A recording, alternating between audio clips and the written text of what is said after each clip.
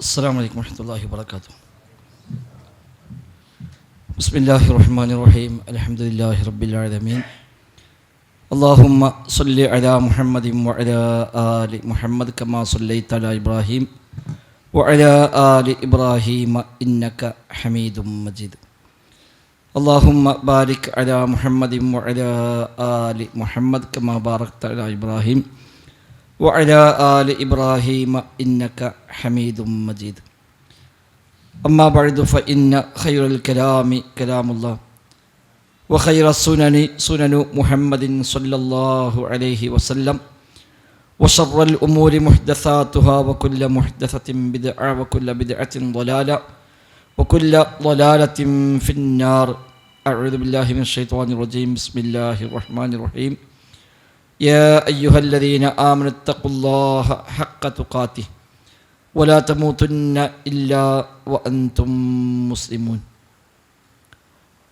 ഏറ്റവും ബഹുമാന്യരായ സഹോദരങ്ങളെ, സഹോദരിമാരെ, റഹ്മാനായ റബ്ബ് സുബ്ഹാനഹു വ തആലയുടെ നിയമനിർദ്ദേശങ്ങൾ കഴിവിൻ്റെ പരമാവധി ജീവിതത്തിൽ പാലിക്കുവാൻ പരിശ്രമിച്ചുകൊണ്ട് മുത്തഖീങ്ങളായി ജീവിക്കണമെന്നു പ്രത്യേകമായി എന്നെയും നിങ്ങളെയുമെല്ലാം ഓർമ്മപ്പെടുത്തുകയാണ്. റബ്ബ് സുബ്ഹാനഹു വ തആല നമുക്കെല്ലാം തൗഫീഖ് പ്രദാനം ചെയ്യുമാറാവട്ടെ.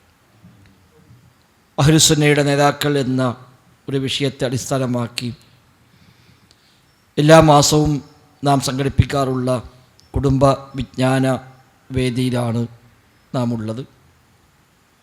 കഴിഞ്ഞ 2 മാസങ്ങളിലായി ഇമാമുൽ അഅ്ളം ഇമാം അബൂ ഹനീഫ റഹിമഹുള്ളയെക്കുറിച്ചും അതുപോലെ ഇമാമു ദാരിൽ ഹിജ്റ ഇമാം മാലിക് ഇബ്നു അനസ് റഹിമഹുള്ളയെക്കുറിച്ചുമാണ് നമ്മൾ മനസ്സിലാക്കിയത്. ഇന്നത്തെ നമ്മുടെ ക്ലാസ്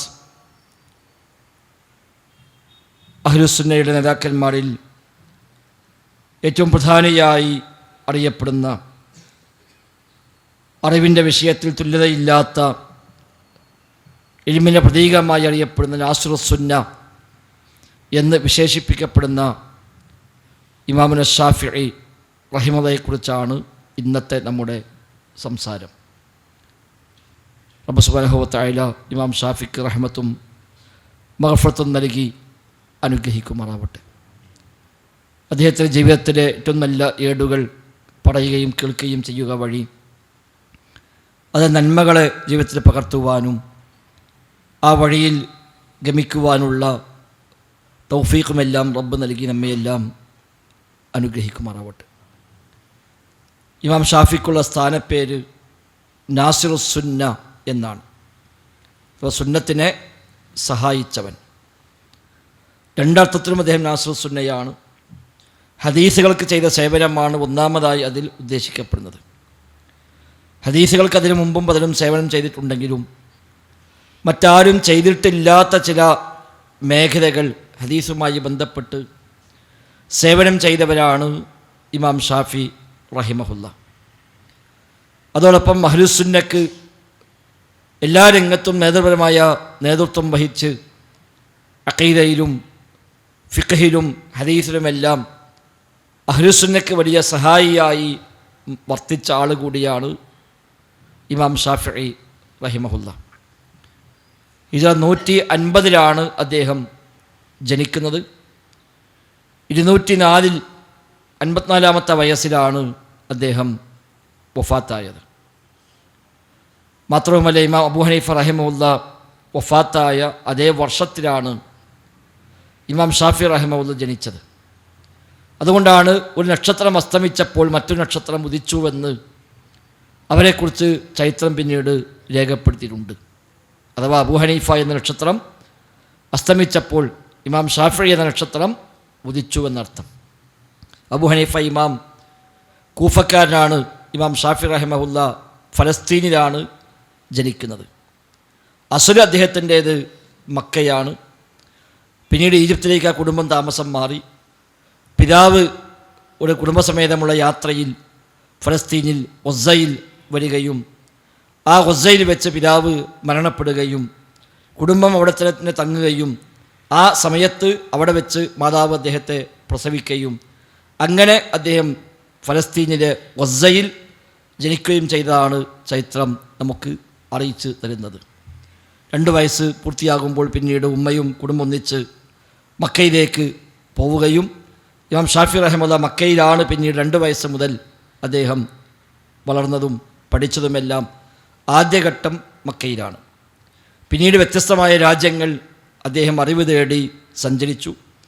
ഇറാഖിൽ 3 തവണ അദ്ദേഹം യാത്ര ചെയ്തിട്ടുണ്ട്. വ്യത്യസ്തമായ പ്രദേശങ്ങളിൽ ചെന്ന് അവിടെയെല്ലാമുള്ള പണ്ഡിതന്മാരെ കണ്ട് അവിടെ നിന്നെല്ലാം ദീനു പഠിച്ച് അവസാനം തന്നെ 49-ാമത്തെ വയസ്സിൽ ഹിജറ 199-ൽ ഈജിപ്തിലേക്ക് അദ്ദേഹം തിരിച്ചു പോവുകയും ആ ഈജിപ്തിൽ തന്നെ പിന്നീട് അദ്ദേഹം കഴിഞ്ഞുകൂടുകയും യാത്ര ചെയ്യാൻ കഴിയാത്ത വിധമുള്ള ചില രോഗങ്ങൾ അദ്ദേഹത്തെ പിടികൂടി. പിന്നീട് യാത്രകൾ അദ്ദേഹം ഒഴിവാക്കി ഈജിപ്തിൽ തന്നെ അദ്ദേഹം താമസമാക്കി.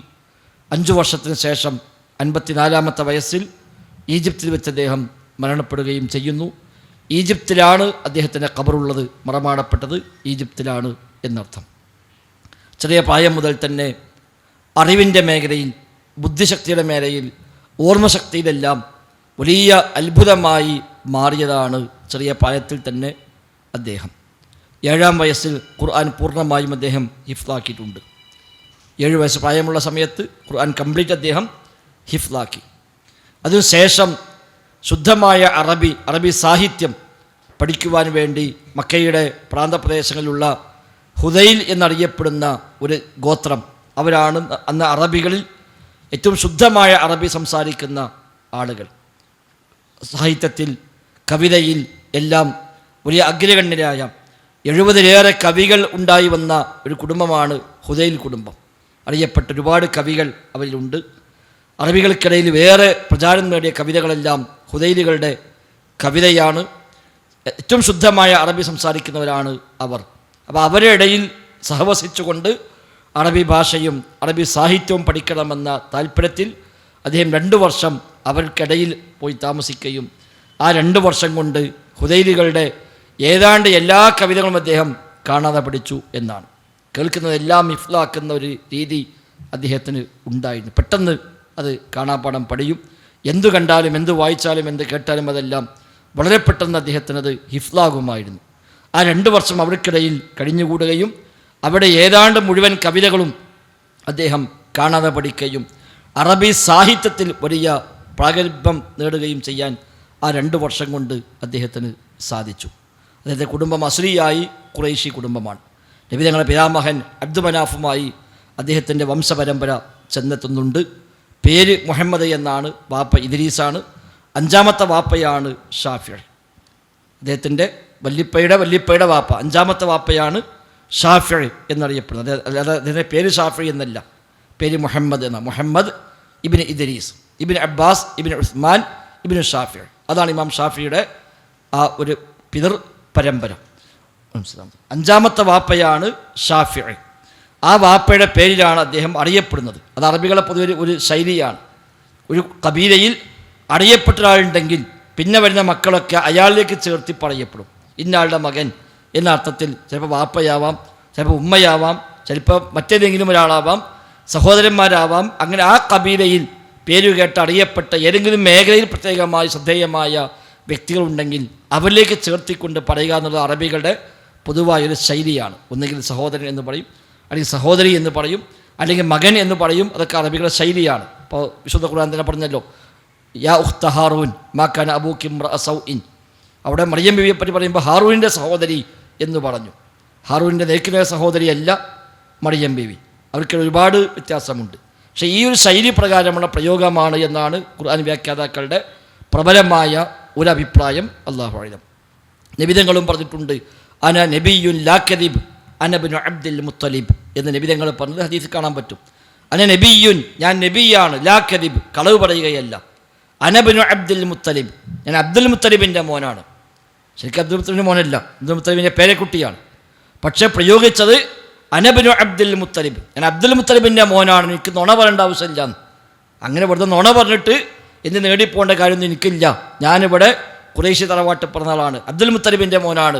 എനിക്കങ്ങനെ ഒരു ഇല്ലാത്ത പറഞ്ഞിട്ട് ഇനി ഞാൻ വെറുതെ നബിയാന്നും പറഞ്ഞിട്ട് വലിയ നേടിപ്പോകേണ്ട കാര്യമൊന്നും എനിക്കില്ല എന്ന അർത്ഥത്തിൽ അന നബിയുൽ ലാ കദിബ് അന ഇബ്നു അബ്ദുൽ മുത്തലിബ് എന്ന് നബി തങ്ങൾ പറഞ്ഞത് ഹദീസ് ഗ്രന്ഥങ്ങളിൽ നമുക്ക് കാണാൻ സാധിക്കുന്നുണ്ട്. ഇമാം ഷാഫി റഹിമഹുല്ല നബിയുടെ പിതൃപരമ്പരയിൽ അബ്ദുൽ മുത്തലിബുമായി നബിയുടെ ആ പിതൃപരമ്പരയിൽ ഇദ്ദേഹം ചെന്ന് ചേരുന്നുണ്ട്. നബി തങ്ങളുടെ പിതൃപരമ്പരയിൽ അബ്ദു മനാഫുമായി, മുത്തലിബിൻ്റെ മകൻ ഹാഷിം, മുത്തലിബ്, അബ്ദു മനാഫ്, ആ അബ്ദു മനാഫുമായി ഇമാം ഷാഫിയുടെ പിതൃപരമ്പര ചെന്ന് മുട്ടുന്നു. അബ്ദു മനാഫിൽ നിന്ന് നബി മറ്റൊരു വഴിക്ക് വന്നു, ഇമാം ഷാഫി മറ്റൊരു വഴിക്കും വന്നു. ആ നിലയ്ക്ക് അദ്ദേഹം ഖുറൈശിയാണ്. അതുകൊണ്ട് തന്നെ ആ ഒരു മഹത്വം അദ്ദേഹത്തിന് ഉണ്ട് താനും. ഏതായിരുന്നാലും അദ്ദേഹത്തിന് 5ാമത്തെ പിതാവാണ് ഷാഫിഈ എന്നറിയപ്പെടുന്ന പിതാമഹൻ. അദ്ദേഹത്തേക്ക് ചേർത്തിക്കൊണ്ടാണ് ഇമാം ഷാഫിഈ എന്ന് അദ്ദേഹം വിളിക്കപ്പെടുന്നത്. സൂചിപ്പിക്കപ്പെട്ട പോലെ ഹിജ്റ 150 അദ്ദേഹം ജനിച്ചു. പിന്നീട് 2 വയസ്സായപ്പോൾ മക്കയിൽ വന്നു. 7-ാം വയസ്സിൽ വിശുദ്ധ ഖുർആൻ ഹിഫ്ലാക്കി. കാരണം അന്ന് മക്ക എല്ലാ അറിവിൻ്റെയും കേന്ദ്രമാണ്, ധാരാളം പണ്ഡിതന്മാർ നിറഞ്ഞു നിൽക്കുന്ന പ്രദേശമാണ്. ഏത് കാലത്തും മക്കയും മദീനയും ഒക്കെ. അവിടെ ധാരാളം ഖുർആഇങ്ങൾ, ഖുർആൻ പഠിപ്പിക്കുന്ന ധാരാളം ആളുകളുണ്ട്. അവർക്ക് മുമ്പിൽ വെച്ച് അദ്ദേഹം ഖുർആൻ പഠിച്ചു. 7 വയസ്സിൽ അദ്ദേഹം ഖുർആൻ ഹിഫ്ലാക്കി എന്ന് മാത്രമല്ല, അതിൻ്റെ ഖിറാഅത്ത് വല്ലാത്ത സൗന്ദര്യമുള്ള, ആരും കേട്ടു നിൽക്കുന്ന, കേട്ടവരെല്ലാം കരയുന്ന രൂപത്തിലുള്ള നല്ല ശബ്ദ മാധുര്യവും നല്ല ഖിറാഅത്തിനും ഉടമയായിരുന്നു ഇമാം ഷാഫി റഹിമഹുല്ലാഹ് എന്നാണ്. പലരും അദ്ദേഹത്തെ സദസ്സിൽ വന്നിരിക്കുകയും അദ്ദേഹത്തെ ഖുർആനോത്ത് കേട്ട് അവർ കരയുകയുമൊക്കെ ചെയ്യാറുള്ളത് അദ്ദേഹത്തിൻ്റെ സദസ്സിൽ അറിയപ്പെട്ട കാര്യമാണ്. അതിനുശേഷമാണ് അറബി ഭാഷ പഠിക്കാൻ വേണ്ടി ഹുദൈൽ കബീലക്കാരുടെ കൂടെ കൂടുകയും ആ 2 വർഷത്തെ സഹവാസത്തിനിടയിൽ അവരിൽ നിന്ന് ശുദ്ധമായ അറബി അദ്ദേഹം പഠിക്കുകയും ചെയ്തു. അന്നൊന്നും ഈ വഴിയിലേക്ക് ഒരു ഫിഖ് പഠിച്ച് ഹദീസ് പഠിച്ച് അങ്ങനെ ആലിമായി ആ വഴിയിലേക്ക് വരണമെന്ന നിയ്യത്തൊന്നും അന്ന് അദ്ദേഹത്തിന് ഇല്ല. ചെറിയ കുട്ടിയാണ്, ഒരു 9 വയസ്സ് 10 വയസ്സ് പ്രായമുള്ള സമയമാണല്ലോ. പക്ഷെ അന്ന് അദ്ദേഹം ഈ സാഹിത്യത്തിലേക്കാണ് തിരിഞ്ഞത്. അറബി സാഹിത്യവും കവിതയും ഭാഷാ നൈപുണ്യവും അതൊക്കെ നേടി അതിൽ വലിയ അഗ്രഗണ്യനായി പോകുന്ന രീതിയാണ് അന്നുണ്ടായത്. അങ്ങനെ ഇരിക്കുക അദ്ദേഹത്തിൻ്റെ ഒരു കുടുംബത്തിൽപ്പെട്ട ഒരാൾ ഇദ്ദേഹത്തെ കാണുകയും ഇദ്ദേഹത്തിൻ്റെ ഈ ഒരു അറബി ഭാഷയിലെ കഴിവും ഇതൊക്കെ കണ്ടപ്പോൾ ആ കുടുംബക്കാരൻ പറഞ്ഞു, അറബിയിൽ വലിയ കഴിവും വലിയ സാഹിത്യമൊക്കെ ഉണ്ടായിട്ട് എന്താ കാര്യം, അല്ലാഹുവിൻ്റെ ദീന് ആഴത്തിൽ പഠിക്കാതിരുന്നാൽ ഇതിന് പ്രയോജനമുണ്ടോ എന്ന് ചോദിക്കുകയാണ്. ആ ചോദ്യമാണ് ആ ഷാഫി ഇമാം എന്ന കുട്ടിയുടെ മനസ്സിൽ സ്വാധീനിച്ചത്. ആ ചോദ്യം അദ്ദേഹത്തിന് കൊണ്ടു. അല്ലാഹുവിൻ്റെ ദീന് പഠിച്ചില്ലെങ്കിൽ, അഗാധമായ ജ്ഞാനം നേടിയില്ലെങ്കിൽ ഇതുകൊണ്ടൊക്കെ എന്തു കാര്യം എന്ന ചോദ്യം അദ്ദേഹത്തിൻ്റെ മനസ്സിൽ തറക്കുകയും ആ ബന്ധുവിനോട് ചോദിച്ചു, എങ്കിൽ എനിക്ക് ആരെയാണ് അങ്ങനെ സമീപിക്കാൻ പറ്റുക, ദീനു പഠിക്കാൻ, ആഴത്തിൽ മതം പഠിക്കാൻ എനിക്ക് അവലംബിക്കാൻ പറ്റിയ പണ്ഡിതന്മാരാരാണ്, ഞാൻ പോകാൻ തയ്യാറാണ് എന്ന് പറഞ്ഞപ്പോൾ അദ്ദേഹം പറഞ്ഞു, എന്താ സംശയം, ഇന്ന് മുസ്ലിമീങ്ങളെ മൊത്തം നേതാവ് ഇമാമുൽ മുസ്ലിമീൻ, മുസ്ലിമീങ്ങളെ മൊത്തം നേതാവായി അറിയപ്പെടുന്ന ഇമാം മാലിക് റഹിമഹുല്ലാഹ് മദീനയിലുണ്ട്. ആ ഇമാം മാലിക്കിനെ ചെന്ന് കണ്ട് അദ്ദേഹത്തിൽ നിന്ന് ദീനു പഠിച്ചാൽ അതാണ് ഏറ്റവും നല്ലത് എന്ന് പറഞ്ഞു കൊടുക്കുകയും അങ്ങനെയാണ് 10 വയസ്സ് പ്രായമുള്ള ഇമാം ഷാഫിക്ക് ഇമാം മാലിക്കിനെ ചെന്ന് കാണണം എന്ന അതിയായ ആഗ്രഹം ജനിക്കുകയും ചെയ്യുന്നത്. അന്ന് അദ്ദേഹം മക്കയിൽ അദ്ദേഹം പഠിച്ചുകൊണ്ടിരിക്കുന്നു. അവിടുത്തെ മുസ്ലിം ബിൻ ഖാലിദ് സഞ്ചി റഹിമഹുല്ലയുടെ ശിഷ്യനായിട്ട് ഇമാം ഷാഫി റഹിമഹുല്ല അന്ന് പഠിക്കുന്നുണ്ട്. അങ്ങനെയാണ് ഈ ഉസ്താദിനോട് അദ്ദേഹം ഈ ആഗ്രഹം പറഞ്ഞു, എനിക്ക് ഇമാം മാലിക്കിനെ പോയി കാണണം, ഇമാം മാലിക്കിൻ്റെ അടുത്ത് നിന്ന് ദീനു പഠിക്കണം എന്ന ആഗ്രഹം തൻ്റെ ഉസ്താദായ മുസ്ലിം ഇബ്നു ഖാലിദ് സഞ്ചി റഹിമഹുല്ലയോട് അദ്ദേഹം ഉന്നയിക്കുകയും ഉസ്താദ് അതിന് അംഗീകാരം കൊടുക്കുകയും ചെയ്തുവെന്നാണ്. അപ്പോൾ ഇമാം മാലിക്കിനെ കാണാൻ പോകും മുമ്പ് ഇമാം മാലിക്കിൻ്റെ അറിവുകൾ വല്ലതും പഠിച്ചിട്ട് പോകാം എന്ന് അദ്ദേഹം തീരുമാനിക്കുകയും ഇമാം മാലിക് റഹിമഹുല്ലയുടെ അൽ മുവത്ത എന്ന ഹദീസ് ഗ്രന്ഥം അന്ന് ലഭ്യമായ ഏക ഹദീസ് കിതാബാണ്. ഹദീസുകളെല്ലാം ജംഅ് ചെയ്ത ക്രോഡീകരിച്ച ചരിത്രത്തിലെ 1ാമത്തെ ഗ്രന്ഥം ഇമാം മാലിക്കിൻ്റെ അൽ മുവത്ത എന്ന ഗ്രന്ഥമാണ്. അതിനിടയ്ക്ക് ഒറ്റപ്പെട്ട ചിലരൊക്കെ എഴുതി വെച്ച ചെറിയ ചെറിയ പാർട്ടുകളേ ഉള്ളൂ, ചില ഹദീസുകൾ മാത്രം, ചില 10 ഹദീസ്, 15 ഹദീസ്, 30 ഹദീസ്, ഇങ്ങനെയൊക്കെ ഓരോ വിഷയത്തിലെ ഹദീസുകൾ, ഇങ്ങനെയൊക്കെ സ്വന്തം ആവശ്യത്തിന് വേണ്ടി എഴുതി വെച്ച ചില സമാഹാരങ്ങളുണ്ട് എന്നല്ലാതെ എല്ലാം ഉൾക്കൊള്ളുന്ന രൂപത്തിലുള്ള ഹദീസ് സമാഹാരം അന്ന് ഉണ്ടായിട്ടില്ല. അതാദ്യമായി ചെയ്തത് ഇമാം മാലിക് റഹിമഹുല്ലയാണ്. അദ്ദേഹത്തിൻ്റെ കിതാബാണ് അൽ മുവത്ത എന്ന ഗ്രന്ഥം. ആയിരക്കണക്കിന് ഹദീസുകളുള്ള അന്നത്തെ ഏറ്റവും ബൃഹത്തായ ഗ്രന്ഥമാണ് ഇമാം മാലിക്കിൻ്റെ അൽ മുവത്ത. അപ്പോൾ ഈ മുവത്ത എന്ന കിതാബ് ഒന്ന് പഠിച്ചാൽ തരക്കേടില്ല എന്ന് അദ്ദേഹം ആഗ്രഹിക്കുകയും മക്കയിൽ മുവത്തയുടെ കൈയെഴുത്ത് കോപ്പി കൈവശമുള്ള ഒരാളെ അദ്ദേഹം ചെന്ന് കണ്ടു പരിചയപ്പെട്ടു. ഇന്നത്തെ പോലെ പ്രിൻറ്റിങ്ങോ അല്ലെങ്കിൽ PDF ഇതൊന്നൊന്നുമില്ലല്ലോ, അത് കൈയെഴുത്ത് കോപ്പിയേ ഉള്ളൂ.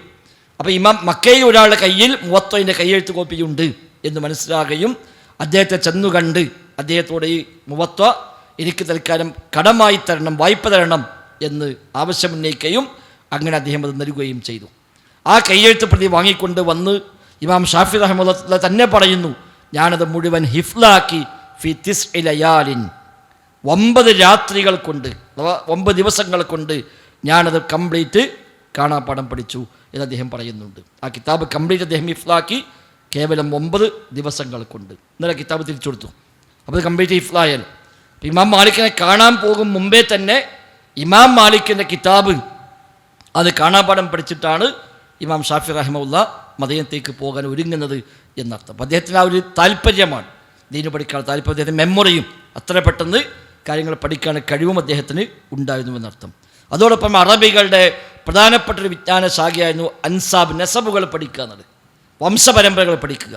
ഓരോ കബീലക്കാരുടെയും കുടുംബ പരമ്പര, ആ ഒരാളെ പേരുണ്ട് പറഞ്ഞാൽ പേരും തറവാടും പറഞ്ഞാൽ മതി.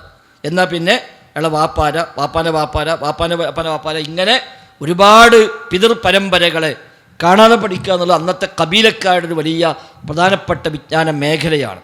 അത് ഫഖറിന് വേണ്ടി ഉപയോഗിക്കുന്നുണ്ട്, അതേപോലെ തൊഴിന് ആക്ഷേപിക്കാൻ വേണ്ടി ഉപയോഗിക്കലുണ്ട്. അവനെ കബീലക്കാരുടെ പേര് വരെ പഠിച്ചേക്കുക. അപ്പോൾ എവിടെയെങ്കിലും സദസ്സ് വരുമ്പോൾ എടാ ഞങ്ങൾ ഇന്നയാളാണ്, എൻ്റെ വാപ്പ ഇന്നയാളാണ്, വലിപ്പന്നാളാണ് എന്ന് പറഞ്ഞാൽ അത് വലിയൊരു ഫഖറായിരുന്നു അവർക്ക്. അത് ജാഹിലിയ്യ കാലത്ത് വ്യാപകമായിരുന്നു. നബി ഞങ്ങൾ വരുന്നതിന് മുമ്പ് അവർ ഏറ്റവും വലിയ പണി അതായിരുന്നു. സദസ്സ് കൂടി ആകുള്ള പണി ഓരോ തറവാട്ടിലെ ഓരോരോ വലിയ വലിയ കൊമ്പന്മാരെ പറയാം, അപ്പോൾ അതിലും വലിയ മറ്റൊരു പറയാം, അപ്പോൾ അതിലും വലിയ വലിയ പറയാം. അങ്ങനെ അത് വെച്ചിട്ട് ഇങ്ങനെ ആരാ ജയിക്കുക നോക്കുക. അത് ആ കാലത്ത് വലിയൊരു ഒരു മത്സരമായിരുന്നു, കുടുംബങ്ങൾ തമ്മിൽ, കബീലകൾ തമ്മിലുള്ള മത്സരമായിരുന്നു. അങ്ങനെയാണ് ഒരിക്കൽ 2 ഗോത്രങ്ങൾ ഒരുമിച്ച് കൂടിയിരിക്കുകയും അങ്ങനെ ഒരു പറഞ്ഞു, നമ്മളൊന്ന് മാറ്റൊലിച്ച് നോക്കിയല്ലേ, നമ്മൾ ആരാ മേലൊക്കെ നോക്കാനോ. അങ്ങനെ ഒരു കൂട്ടർ തങ്ങളുടെ കുടുംബത്തിലുള്ള വലിയ വലിയ ആളുകളെ പറ്റി പറഞ്ഞപ്പോൾ ഓരയിലും വലുത് പറഞ്ഞു. അങ്ങനെ അങ്ങോട്ടും ഇങ്ങോട്ടും പറഞ്ഞ് അവസാനം ഒരു കബീലക്ക് ഒരു ചുവട് മേലേക്കാൻ പറ്റി. അപ്പോൾ പറഞ്ഞു ആയിക്കോട്ടെ, അതിപ്പോൾ ജീവിച്ചിരിപ്പോൾ ആളുകളല്ലേ, നാം മരിച്ചോ നോക്കുക, കഴിഞ്ഞു പോയ തലമുറയിൽ നോക്കുക എന്ന് പറഞ്ഞ് ഇവരങ്ങോട്ടും കൂടെ അയിമപ്പിന് തർക്കായി. അത് അല്ലാഹു ഖുർആൻ പിന്നെ ആയത്തിറക്കിയത് അൽഹാകുമു തകാസുർ ഹത്താ സുർതുമുൽ മഖാബിർ. തകാസുർ പരസ്പരം പെരുപ്പം കാണിക്കൽ നിങ്ങൾ അശ്രദ്ധയിലാക്കുന്നു. ഹത്താ സുർതുമുൽ മഖാബിർ, അവസാനപ്പോൾ എവിടെത്തി? ഖബർസ്ഥാനിൽ എത്തിയിരിക്കുന്നു എന്നർത്ഥം ആ ആയത്തിനുണ്ട്. അത് മരിച്ചുപോയ മനുഷ്യന്മാരെ പറ്റി വരെ പറഞ്ഞിട്ട് തകാസുർ കാണിക്കുന്നിടത്തേക്ക് നിങ്ങൾ എത്തിയിട്ടുണ്ട്, കല്ല എന്നങ്ങനെ വേണ്ട എന്ന് പറഞ്ഞുകൊണ്ടുള്ള വചനമൊക്കെ ഇറങ്ങിയത് അത്തരം ഒരു പശ്ചാത്തലത്തിലാണ്. അപ്പോൾ അറബികളിൽ മിക്കവാറും ആളുകൾക്ക് ഈ വംശപരമ്പര അറിയാം. ഓരോ കബീലൻ്റെ വംശപരമ്പര ചോദിച്ചാൽ അതുപോലെ വേഗം പറയും. 10 വാപ്പാർ, 15 വാപ്പാർ, 20 വാപ്പാരൊക്കെ ഒരിങ്ങനെ പറയും. അല്ല നമ്മൾ പണ്ടൊക്കെ പഠിച്ചതല്ലോ നബിൻ്റെ 20 വാപ്പമാർ എന്നൊക്കെ. അതൊക്കെ അന്നത്തെ കാലത്തത് ഒന്നുമല്ല. 20 വാപ്പാരെ പേര് പറഞ്ഞാൽ ഏത് സാധാരണ കുട്ടിക്കും പറയണം. അതൊക്കെ നമുക്കിപ്പോൾ വാപ്പാരെ പേര് വല്യപ്പാരും അറിയാം. അതിന് അപ്പുറം ചോദിച്ചാൽ നമുക്ക് ആരാന്ന് പോലും അറിയില്ല. കാരണം നമുക്കങ്ങനത്തെ ശൈലിയില്ല, നമ്മുടെ നാട്ടിൽ ശൈലിയില്ല. അവിടെ അതല്ല, അവിടെ അതുണ്ട്. ഇമാം ഷാഫി റഹിമഹുല്ലാഹ് ഈ നെസബിലും വലിയ അഗ്രഗണ്യനായിരുന്നു. ഏത് കബീലയുടെയും വംശപരമ്പര അദ്ദേഹത്തിന് കാണാതറിയുമെന്ന്. ഏതൊരാളെ പരിചയപ്പെട്ടാലും പേരും വാപ്പാൻ്റെ പേരും കബീലയും പറഞ്ഞു കൊടുത്താൽ മതി, പിന്നെ അയാളെ ഫുൾ പരമ്പര ഇമാം ഷാഫി പറഞ്ഞു കൊടുക്കും. എത്ര വാപ്പാൻ്റെ പേരും അദ്ദേഹം ആണ് പറഞ്ഞു കൊടുക്കും. ആ നിലയ്ക്ക് നെസബിൽ വലിയ അവഗാഹം നേടാനും ഇമാം ഷാഫിക്ക് ആ കാലഘട്ടത്തിനിടയിൽ സാധിച്ചിട്ടുണ്ട്. അങ്ങനെയാണ് പിന്നീട് ഇമാം മാലിക്കിനെ കാണാൻ വേണ്ടി ആഗ്രഹിക്കുകയും അന്ന് ഇമാം മാലിക് റഹിമഹുല്ലാഹ് എന്ന് പറഞ്ഞാൽ മദീനയിലെ ഏറ്റവും പ്രഗത്ഭനായ ഇമാമാണ്. ലോകത്തിൻ്റെ വ്യത്യസ്ത ഭാഗങ്ങളിൽ നിന്ന് അദ്ദേഹത്തെ തെരഞ്ഞുപിടിച്ച് ദീനു പഠിക്കാൻ വേണ്ടി വലിയ വലിയ പണ്ഡിതന്മാർ വരുന്ന കാലഘട്ടമാണ് അന്ന് മദീനയിലേക്ക്. ഇമാം ഉദാരിൽ ഹിജ്റ ഭവനത്തിൻ്റെ ഇമാം, നമ്മൾ കഴിഞ്ഞ ക്ലാസ്സിൽ പറഞ്ഞല്ലോ അദ്ദേഹത്തെക്കുറിച്ച്. അപ്പോൾ അദ്ദേഹത്തിലേക്ക് വലിയ വലിയ പണ്ഡിതന്മാർ വരുന്ന കാലഘട്ടമാണ്. അദ്ദേഹത്തെ ചെന്നു കാണണം, അദ്ദേഹത്തിൻ്റെ ഒരു ശിഷ്യനായി മാറണം എന്ന് ആഗ്രഹിക്കുകയും നേരത്തെ സൂചിപ്പിച്ച പോലെ ഉസ്താദായ മുസ്ലിം ബിൻ ഖാലിദ് സഞ്ജയിയോട് ഈ ആഗ്രഹം പറയുകയും അദ്ദേഹം ഒരു എഴുത്ത് കൊടുത്തു ഇമാം മാലിക്കിന്. ഇദ്ദേഹത്തെ അവിടെ ഒന്ന് ശിഷ്യനായി സ്വീകരിക്കണം എന്ന് പറഞ്ഞുകൊണ്ട് ഒരു എഴുത്ത് കൊടുത്തു. മക്കയിലെ ഗവർണറിൽ നിന്നൊരു എഴുത്ത് സമ്പാദിക്കാൻ അദ്ദേഹത്തിന് സാധിക്കുകയും ചെയ്തു. ആ 2 എഴുത്തുമായി അദ്ദേഹം നേരെ മദീനത്തേക്ക് യാത്ര പോയി. പോകുമ്പോൾ ഇമാം ഷാഫിക്ക് പ്രായം 13 വയസ്സാണ്. 13ാമത്തെ വയസ്സ് അദ്ദേഹം മദീനത്തേക്ക് പോയി. അവിടെ ചെന്നു, ഇമാം മാലിക്കിനെ ചെന്ന് കണ്ടു, പരിചയപ്പെട്ടു, എഴുത്തുകൾ നൽകി. അങ്ങനെ ആ സംസാരത്തിൽ ഇമാം മാലിക് റഹിമഹുല്ലാഹ് വലിയ ഒരു താല്പര്യം ആ കുട്ടിയോട് തോന്നി. ചില സംഭവങ്ങൾ ഉണ്ടാവുകയും ചെയ്തു. അദ്ദേഹം മദീനത്ത് എത്തിയത് അസ്റിൻ്റെ സമയത്താണ്. അപ്പോൾ നേരെ ചെന്നപ്പോൾ മദീന പള്ളിയിൽ അസ്ർ ജമാഅത്ത് തുടങ്ങുകയാണ്. അപ്പോൾ അദ്ദേഹം നേരെ ജമാഅത്ത് പോയി കയറി. അപ്പം അദ്ദേഹം ഇവിടുന്ന് പോയത് ഒരു യാത്രാ സംഘത്തിൻ്റെ കൂടെയായിരുന്നു. മക്കയിൽ നിന്ന് മദീനത്തേക്ക് പോകുന്ന യാത്രാ സംഘത്തെ കിട്ടി. അപ്പോൾ അവരെ പരിചയപ്പെട്ട് എന്നെയും കൊണ്ടുപോകുക വെച്ചപ്പോൾ അവരാ സംഘത്തിൽ കൂടിയിട്ടാണ് ഇദ്ദേഹം പോകുന്നത്. തൻ്റെ വസ്ത്രവും അതേപോലെ തൻ്റെ ഭക്ഷണവും തനിക്ക് എഴുതാനുള്ള സംവിധാനങ്ങളെല്ലാം കൂടെ തൽക്കാലം ചെറിയ പെട്ടിയിലാക്കി കെട്ടിയിട്ട് ഒട്ടകപ്പുറത്ത് വെച്ച് അദ്ദേഹം അവരെ കൂടെയാണ് പോകുന്നത്. അവിടെ ചെന്ന് എത്തിയപ്പോൾ നേരെ ജമാഅത്ത് തുടങ്ങി. അപ്പോൾ പിന്നെ ലഗേജ് എടുക്കാൻ സമയമില്ല, നേരെ ജമാഅത്ത് കടക്കുകയാണ് ചെയ്യും നിസ്കരിക്കാൻ വേണ്ടി. നിസ്കാരം കഴിഞ്ഞപ്പോൾ ഇമാം മാലിക്കിൻ്റെ ദർസുണ്ട് അവിടെ അസറിന് ശേഷം. അപ്പോൾ പിന്നെ എല്ലാവരും ദർശനം ഇരിക്കുകയാണ്, പിന്നെ അവിടെ ലഗേജ് എടുക്കാനൊന്നും പറ്റില്ലല്ലോ. അപ്പോൾ അദ്ദേഹം നേരെ ആ സദസ്സിലവിടെ ചെന്നിരിക്കുകയാണ്. 13 വയസ്സുള്ള കുട്ടിയാണ്.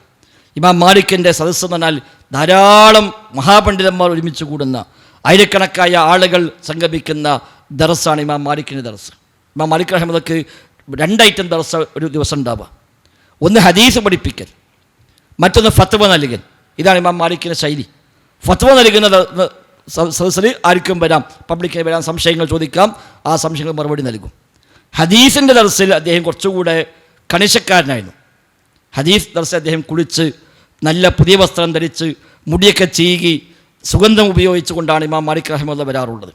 അദ്ദേഹം നല്ല അത്യാവശ്യം ധനാഢ്യനായിരുന്നു ഇമാം മാലിക് റഹിമഹുല്ലാഹ്. അപ്പം നല്ല വസ്ത്രം ധരിച്ച് വളരെ ഒരു ആദരിക്കപ്പെടുന്ന അവസ്ഥയിലാണ് അദ്ദേഹം ഹദീസ് പഠിപ്പിക്കാൻ വേണ്ടി വന്നിരിക്കാറുള്ളത്. മാത്രമല്ല ക്ലാസ്സിൽ അദ്ദേഹം വലിയ കർക്കശക്കാരനായിരുന്നു. ഹദീസ് പഠിപ്പിക്കുന്ന ദർസിൽ സംസാരിക്കാൻ പറ്റില്ല, അങ്ങോട്ടും ഇങ്ങോട്ടും തിരിഞ്ഞു നോക്കാൻ പറ്റില്ല. ഇമാം മാലിക് റഹിമഹുല്ലാഹ് ഹദീസ് പഠിപ്പിക്കുന്ന ക്ലാസ്സിൽ ഒരു ജയിൽ വരേണ്ടതാണ്. വല്ലോനും കുട്ടികൾ കാണിച്ചാൽ ഓനെ പിടിച്ചാൽ ജയിലിലിടും, അവിടെ കിടക്കുകയറി. അതാണ് ഇമാം മാലിക്കിൻ്റെ ശൈലി. അപ്പോൾ അദ്ദേഹം ചോദിക്കുന്നത് എന്തിനാ ഞങ്ങൾ ഹദീസ് പഠിപ്പിക്കുമ്പോൾ ഇത്ര കണിശത? അദ്ദേഹം പറഞ്ഞു, നബി തങ്ങളുടെ ഹദീസിന് ഒരു ബഹുമാനമുണ്ട്, അത് എന്നെക്കൊണ്ട് നഷ്ടപ്പെട്ടു പോകാൻ പാടില്ല എന്നാണ്. ഒരു ഗൗരവമില്ലാതെ ഹദീസ് കൈകാര്യം ചെയ്താൽ കേൾക്കുന്ന ആളുകളെ സംബന്ധിച്ച് ഹദീസ് ഇത്രയേ ഉള്ളൂ എന്ന് തോന്നും. അപ്പോൾ എന്നെക്കൊണ്ട് ഹദീസിൻ്റെ ഗൗരവം നഷ്ടപ്പെടാൻ പാടില്ല. ആ ഒരു കണിശത ഇമാം മാലിക് റഹിമഹുല്ലാഹ് ഹദീസിൻ്റെ വിഷയത്തിൽ പ്രത്യേകമായി കാത്തു സൂക്ഷിച്ചു പോന്നിട്ടുണ്ട്. അപ്പോൾ അവിടെ അസറിന് ശേഷം നടക്കുന്നത് ഹദീസിൻ്റെ ക്ലാസ്സാണ്. ഈ കുട്ടിക്ക് അതൊന്നും അറിയില്ല, അവിടെ ക്ലാസ് ഉണ്ട്. അപ്പോൾ അവിടെ പങ്കെടുത്തു. ഏറ്റവും പിറകിലാണ് സീറ്റ് കിട്ടിയത്. അവിടെ ഔദ്യോഗികമായി പങ്കെടുക്കുന്ന എല്ലാവരും എഴുതാൻ സംവിധാനമുണ്ട്. ഇമാം മാലിക് റഹിമഹുല്ലാഹ് ഹദീസ് പഠിപ്പിക്കുമ്പോൾ നബിതങ്ങളുടെ മെഹ്റാബിൻ്റെ ഭാഗത്ത് റൗലയുടെ അപ്പുറത്തിരുന്നു കൊണ്ടാണ് ഇമാം മാലിക് റഹിമഹുല്ലാഹ് ഹദീസുകൾ പഠിപ്പിക്കാറുള്ളത്. നബിയുടെ ഖബർ ഇമാം മാലിക്കിൻ്റെ വലതുഭാഗത്ത് വരുന്ന രൂപത്തിൽ നബിതങ്ങളുടെ മെഹ്റാബിൻ്റെ മിമ്പറിൻ്റെ ആ ഭാഗത്തിരുന്നു കൊണ്ടാണ് ഇമാം മാലിക് റഹിമഹുല്ലാഹ് ഹദീസുകൾ പഠിപ്പിക്കുക. അദ്ദേഹം ഓരോ ഹദീസ് പഠിപ്പിക്കുമ്പോഴും പറയും, എന്നോട് ഇന്നയാൾ പറഞ്ഞു, അദ്ദേഹം ഈ ഖബറിൽ കിടക്കുന്ന ആളിൽ നിന്ന് കേട്ടു എന്ന് പറഞ്ഞുകൊണ്ടാണ് ഇമാം മാലിക് റഹിമഹുല്ലാഹ് ഓരോ ഹദീസും സനദ് പറയാറുള്ളത്. ഹദ്ദസനി നാഫിഉൻ അൻ ഇബ്നു ഉമർ അൻ സാഹിബി ഹാദൽ ഖബർ. ഉദാഹരണം, എന്നോട് നാഫിഉ പറഞ്ഞു, നാഫിഇനോട് ഇബ്നു ഉമർ പറഞ്ഞു, ഇബ്നു ഉമർ ഈ ഖബറിൽ കിടക്കുന്ന ആളിൽ നിന്ന് ഉദ്ധരിക്കുന്നു. ഇതാണ് ഇമാം മാലിക്കിൻ്റെ സാധാരണ ഒരു ശൈലി. ഓരോ ഹദീസ് പറയുമ്പോഴും അങ്ങനെ പറയും, എന്നോട് ഇന്നയാൾ പറഞ്ഞു, അദ്ദേഹത്തോട് ഇന്നയാൾ പറഞ്ഞു, അദ്ദേഹം ഈ ഖബറിലെ നബിയിൽ നിന്ന് കേട്ടു. ഇങ്ങനെ ഓരോ ഹദീസ് അദ്ദേഹം പറയുകയാണ്. ചിലപ്പോൾ കേൾക്കുന്നതൊക്കെ അങ്ങനെ എഴുതിയെടുക്കും. ഇമാം മാലിക്കിൻ്റെ ദർസിൽ പൊതുവേ എഴുതിയെടുക്കാൻ അദ്ദേഹം പ്രോത്സാഹിപ്പിക്കാറില്ല. ഇമാം മാലിക്കിൻ്റെ നിർദ്ദേശം എഴുതല്ല വേണ്ടത്, ഹിഫ്ലാക്കാണ് വേണ്ടതെന്നാണ്. ആദ്യകാലത്ത് ഇമാം മാലിക്കിൻ്റെ ദർസിൽ ആർക്കും എഴുതാൻ അനുവാദം ഉണ്ടായിരുന്നില്ല. അദ്ദേഹം എഴുതാൻ പറ്റില്ല, നിങ്ങൾ കേൾക്ക് ഹിഫ്ലാക്കണം എന്നറിയും. പിന്നെ അവരൊക്കെ പരാതി പറഞ്ഞു, നിങ്ങൾക്ക് ഹിഫ്ലാക്കാൻ കഴിഞ്ഞു, നമുക്കത് കഴിയില്ലല്ലോ. അങ്ങനെ പിന്നെ അവസാനം അദ്ദേഹം എഴുതാൻ പെർമിഷൻ കൊടുത്തു എന്നൊക്കെ കാണുന്നു. അല്ലാഹു അഅലം. ഏതായിരുന്നാലും എല്ലാവരും എഴുതിയെടുക്കും ഇമാം മാലിക് റഹിമഹുല്ലാഹ് പറയുന്നത്. ഇമാം ഷാഫിക്ക് എഴുതാനൊന്നുമില്ല, വെറും കൈയോടെ വന്നിരിക്കുകയാണല്ലോ. അപ്പോൾ അദ്ദേഹം ഇങ്ങനെ കയ്യിലിങ്ങനെ തൊപ്പലാക്കിയിട്ട് മറ്റേ കയ്യും അങ്ങനെ എഴുതാൻ തുടങ്ങി. ഇമാം ഷാഫി സാധാരണ ശൈലിയായിരുന്നു, എവിടെയെങ്കിലും വെറുതെ ഇങ്ങനെ എഴുതും. അത് എഴുതുമ്പോൾ അങ്ങനെ ഇഫ്ലാകുന്നതാണ്. വെറുതെ ഇങ്ങനെ വെറും കൈകൊണ്ട് അങ്ങനെ പലകം എഴുതുക, മണ്ണിൽ എഴുതുക, അങ്ങനെയൊക്കെ എഴുതുമ്പോൾ ആളുകളെ പുറത്തുവരെ അദ്ദേഹം എഴുതുന്നതാണ്. അങ്ങനെ എഴുതിയാൽ അദ്ദേഹം എങ്ങനെയാണ്ട് ഇഫ്ലാഹ് ഒരു ശൈലിയാണത്. അപ്പോൾ ഇമാം മാലിക് ഇവിടെ നോക്കുമ്പോൾ ഒരുത്തനുണ്ട് അവിടെ ഇങ്ങനെ തുപ്പലം കൊണ്ട് കളിക്കുകയാണ്, ഇവിടെ ഹദീസ് പഠിപ്പിക്കുമ്പോൾ. അപ്പോൾ ഇതാരാന്തൊന്നും അറിയില്ലല്ലോ. അങ്ങനെയാണ് ക്ലാസ് കഴിഞ്ഞപ്പോൾ പിടിച്ചു, ഇവിടെ എന്താണ് നബിതങ്ങളുടെ ഹദീസ് പഠിപ്പിക്കുമ്പോൾ എനിക്കൊരു അതബില്ലാതെ. അപ്പോൾ എന്താണ് അദ്ദേഹം ആലോചിച്ചിട്ട് പോലില്ല. അപ്പോൾ എന്താ ചോദിച്ചു, ഞാൻ അവിടെ പഠിപ്പിക്കുമ്പോൾ ഞാൻ അവിടെ കളിക്കണം, അല്ലേ കളിക്കല്ല, ഞാൻ എഴുതായിരുന്നു പറഞ്ഞു. അപ്പോൾ എവിടെ എഴുതി ചോദിച്ചാൽ അപ്പോൾ എഴുതിയൊന്നുമില്ലല്ലോ, കൈമിതല്ലേ. അപ്പോൾ അദ്ദേഹം പറയും, ഇങ്ങനെ എഴുതിയാൽ എനിക്കിത് ഇഫ്ലാകും, അതുകൊണ്ട് ഞാൻ ചെയ്തതാണ്. അത് ഇഫ്ലായോ ചോദിച്ചാൽ ഇഫ്ലായിയാറ് എന്നാ ചൊല്ലിയാറ്. അപ്പോൾ അന്നത്തെ ദർസ് 25 ഹദീസാണ് ഇമാം മാലിക് പഠിപ്പിച്ചത്. ആ 25 ഹദീസും അദ്ദേഹം ചൊല്ലിക്കൊടുത്തു. ആദ്യം പറഞ്ഞ ഹദീസ് ഇതാണ്, അത് നിങ്ങളോട് ഇന്നയാൾ പറഞ്ഞു, അദ്ദേഹം ഇന്നയാളിൽ നിന്ന് കേട്ടു, അദ്ദേഹം നബിയിൽ നിന്ന് കേട്ടു. രണ്ടാമത് പറഞ്ഞ ഹദീസ് ഇതാണ്, അത് നിങ്ങളോട് ഇന്നയാൾ പറഞ്ഞു, അദ്ദേഹത്തിന് നിന്ന് കിട്ടി, അദ്ദേഹത്തിൻ്റെ നബിയിൽ നിന്ന് കിട്ടി. ഇങ്ങനെ ഈ 25 ഹദീസും ആണ് കൃത്യമായിട്ട് പറഞ്ഞു കൊടുത്തു. അപ്പം ഇമാം മാലിക്കിന് മനസ്സിലായി ഇതൊരു സാധാരണ കുട്ടിയല്ല. അപ്പം എന്താണ് പേര് ചോദിച്ചു? മുഹമ്മദ്. എവിടുന്നാണ് വരുന്നത്? മക്കത്തുനിന്ന്. ഏതാ കുടുംബം? ഞാൻ ഖുറൈശിയാണ്. ഇമാം മാലിക് റഹ്മത്തുള്ളാഹി പറഞ്ഞു, അല്ലാഹു തആല നിൻ്റെ കൽബിൽ ഒരു വെളിച്ചം കത്തിച്ച് വെച്ചിട്ടുണ്ട്. ഇനി പാപങ്ങൾ ചെയ്തുകൊണ്ട് നീ അത് കെടുത്തി കളയാൻ പാടില്ല എന്ന് ഇമാം മാലിക് റഹ്മത്തുള്ളാഹി അന്ന് കൊടുത്തൊരു ഉപദേശമാണ്. മാത്രമല്ല എനിക്ക് ഭാവിയിൽ ഒരു വലിയ ചില കാര്യങ്ങൾ, ചില സ്ഥാനങ്ങൾ ഉണ്ടാകുമെന്ന് ഞാൻ പ്രതീക്ഷിക്കുന്നു. ഇമാം മാലിക് റഹ്മത്തുള്ളാഹിക്ക് വലിയ ഫിറാസത്തുള്ള ആളായിരുന്നു. ഒരാളെ കണ്ടാൽ തന്നെ പൊതുവേ ഇമാം മാലിക് റഹ്മത്തുള്ളാഹി പറയും, അത് ഒരു നബി അള്ളാഹു തആല ഇട്ട് കൊടുക്കുന്നൊരു ഒരു കാര്യമാണ്. ഫിറാസത്ത് സത്യവിശ്വാസികൾക്ക് അള്ളാഹു തആല നൽകുന്ന ഒരു പ്രത്യേകമായൊരു കഴിവാണ്. ചില ലക്ഷണങ്ങൾ പറയാൻ നമ്മൾ പറയണം എന്നതുപോലെ ഒരാളെ കണ്ടാൽ അയാളെപ്പറ്റി ഏകദേശം ഒരു ധാരണ ഉണ്ടാവുക എന്നുള്ളത് ഫിറാസത്ത് എന്ന് പറയും. കറാമത്തിൻ്റെ മറ്റൊരു ഭാഗമാണ് ഫിറാസത്ത് എന്ന് പറയുന്നത്. മുഅ്ജിസത്ത്, കറാമത്ത് പോലെയുള്ള വിശ്വാസികൾക്ക് ലഭിക്കുന്ന മറ്റൊന്നാണ് ഫിറാസത്ത്. അപ്പോൾ ഇമാം മാലിക് റഹ്മത്തുള്ളാഹി അതിൽ പൊതുവെ അറിയപ്പെട്ടതാണ്. ലോകത്ത് അങ്ങനെ പലരുമുണ്ട്. ഇബ്നു തൈമിയ്യ റഹ്മത്തുള്ളാഹി ഫിറാസത്തിൽ വലിയ അഗ്രഗണ്യനായ ആളായിരുന്നു. ഒരാളെ കണ്ടാൽ തന്നെ ഇമാം ഇബ്നു തൈമിയ്യ റഹ്മത്തുള്ളാഹി പറയും അയാളെപ്പറ്റി പലതും. ആ പറഞ്ഞ പോലെ ആയിരിക്കും അത്. അത് കറാമത്തിൻ്റെ ഒരു ഭാഗമാണ്. അല്ലാഹു തആല ഖൽബിലിട്ട് കൊടുക്കുന്ന ഒരു വെളിച്ചമാണ് അതെല്ലാം. അപ്പോൾ ആ ഫിറാസത്ത് പ്രകാരം ഇമാം മാലിക് റഹ്മത്തുള്ളാഹി പറഞ്ഞു, എനിക്ക് ഭാവിയിൽ ചില വലിയ നേട്ടങ്ങൾ വരാനുണ്ട്, അതുകൊണ്ട് ഈ വെളിച്ചം നീ കെടുത്തിക്കളയരുത് എന്ന് ഇമാം മാലിക് റഹ്മത്തുള്ളാഹി അന്ന് ഉപദേശം നൽകി. 8 മാസം അദ്ദേഹം അവിടെ ഇമാം മാലിക്കിൻ്റെ കൂടെ മദീനയിൽ കഴിഞ്ഞു. അന്ന് ഇമാം മാലിക് തൻ്റെ വീട്ടിൽ തന്നെയാണ് ഈ കുട്ടിക്ക് താമസിക്കാൻ സൗകര്യം കൊടുത്തത്. അന്ന് സാധാരണ ഇമാം മാലിക്കിൻ്റെ ദർസിൽ മഹാപണ്ഡിതന്മാർ വരുന്ന കാലമാണ്. പക്ഷെ അവിടെയാണ് 13 വയസ്സുള്ള കുട്ടിക്ക് അദ്ദേഹം വീട്ടിൽ തന്നെ സൗകര്യം നൽകുന്നത്. അദ്ദേഹം ഓരോന്നും പരിചയപ്പെട്ടു. അപ്പോഴാണ് മുവത്ത ഹിഫ്ദുണ്ട് എന്നറിയുന്നത്. ആദ്യം ഖുർആൻ ഹിഫ്ദുണ്ട് പറഞ്ഞു, ഓതാൻ പറഞ്ഞു, ഓതി. അദ്ദേഹത്തെ ഓത്ത് ഇമാം മാലിക്കിന് വല്ലാത്ത ഇഷ്ടമായി. ഇമാം ഷാഫി റഹ്മത്തുള്ളാഹി പറയുന്നത്, എനിക്ക് കുറച്ച് ഓതി ഇപ്പം നിർത്താൻ പൂതിയുണ്ട്, പക്ഷേ ഇമാം മാലിക്കിനുള്ള ബഹുമാനം കാരണം അദ്ദേഹം പറയാതെ നിർത്താൻ പറ്റുമല്ലോ. അപ്പോൾ ഞങ്ങൾ നിർത്താൻ വരുമ്പോൾ ഇമാം മാലിക് പറയും സിദ്, കുറച്ചുകൂടെ ഓതി. അത്ര സുന്ദരമായ ഖിറാഅത്തായിരുന്നു ഇമാം ഷാഫിയുടെ ഖിറാഅത്ത്. അതേപോലെ മുവത്ത ഹിഫ്ദുണ്ട് പറഞ്ഞു, അതും അദ്ദേഹം ചോദിച്ചതെല്ലാം പറഞ്ഞു കൊടുത്തു.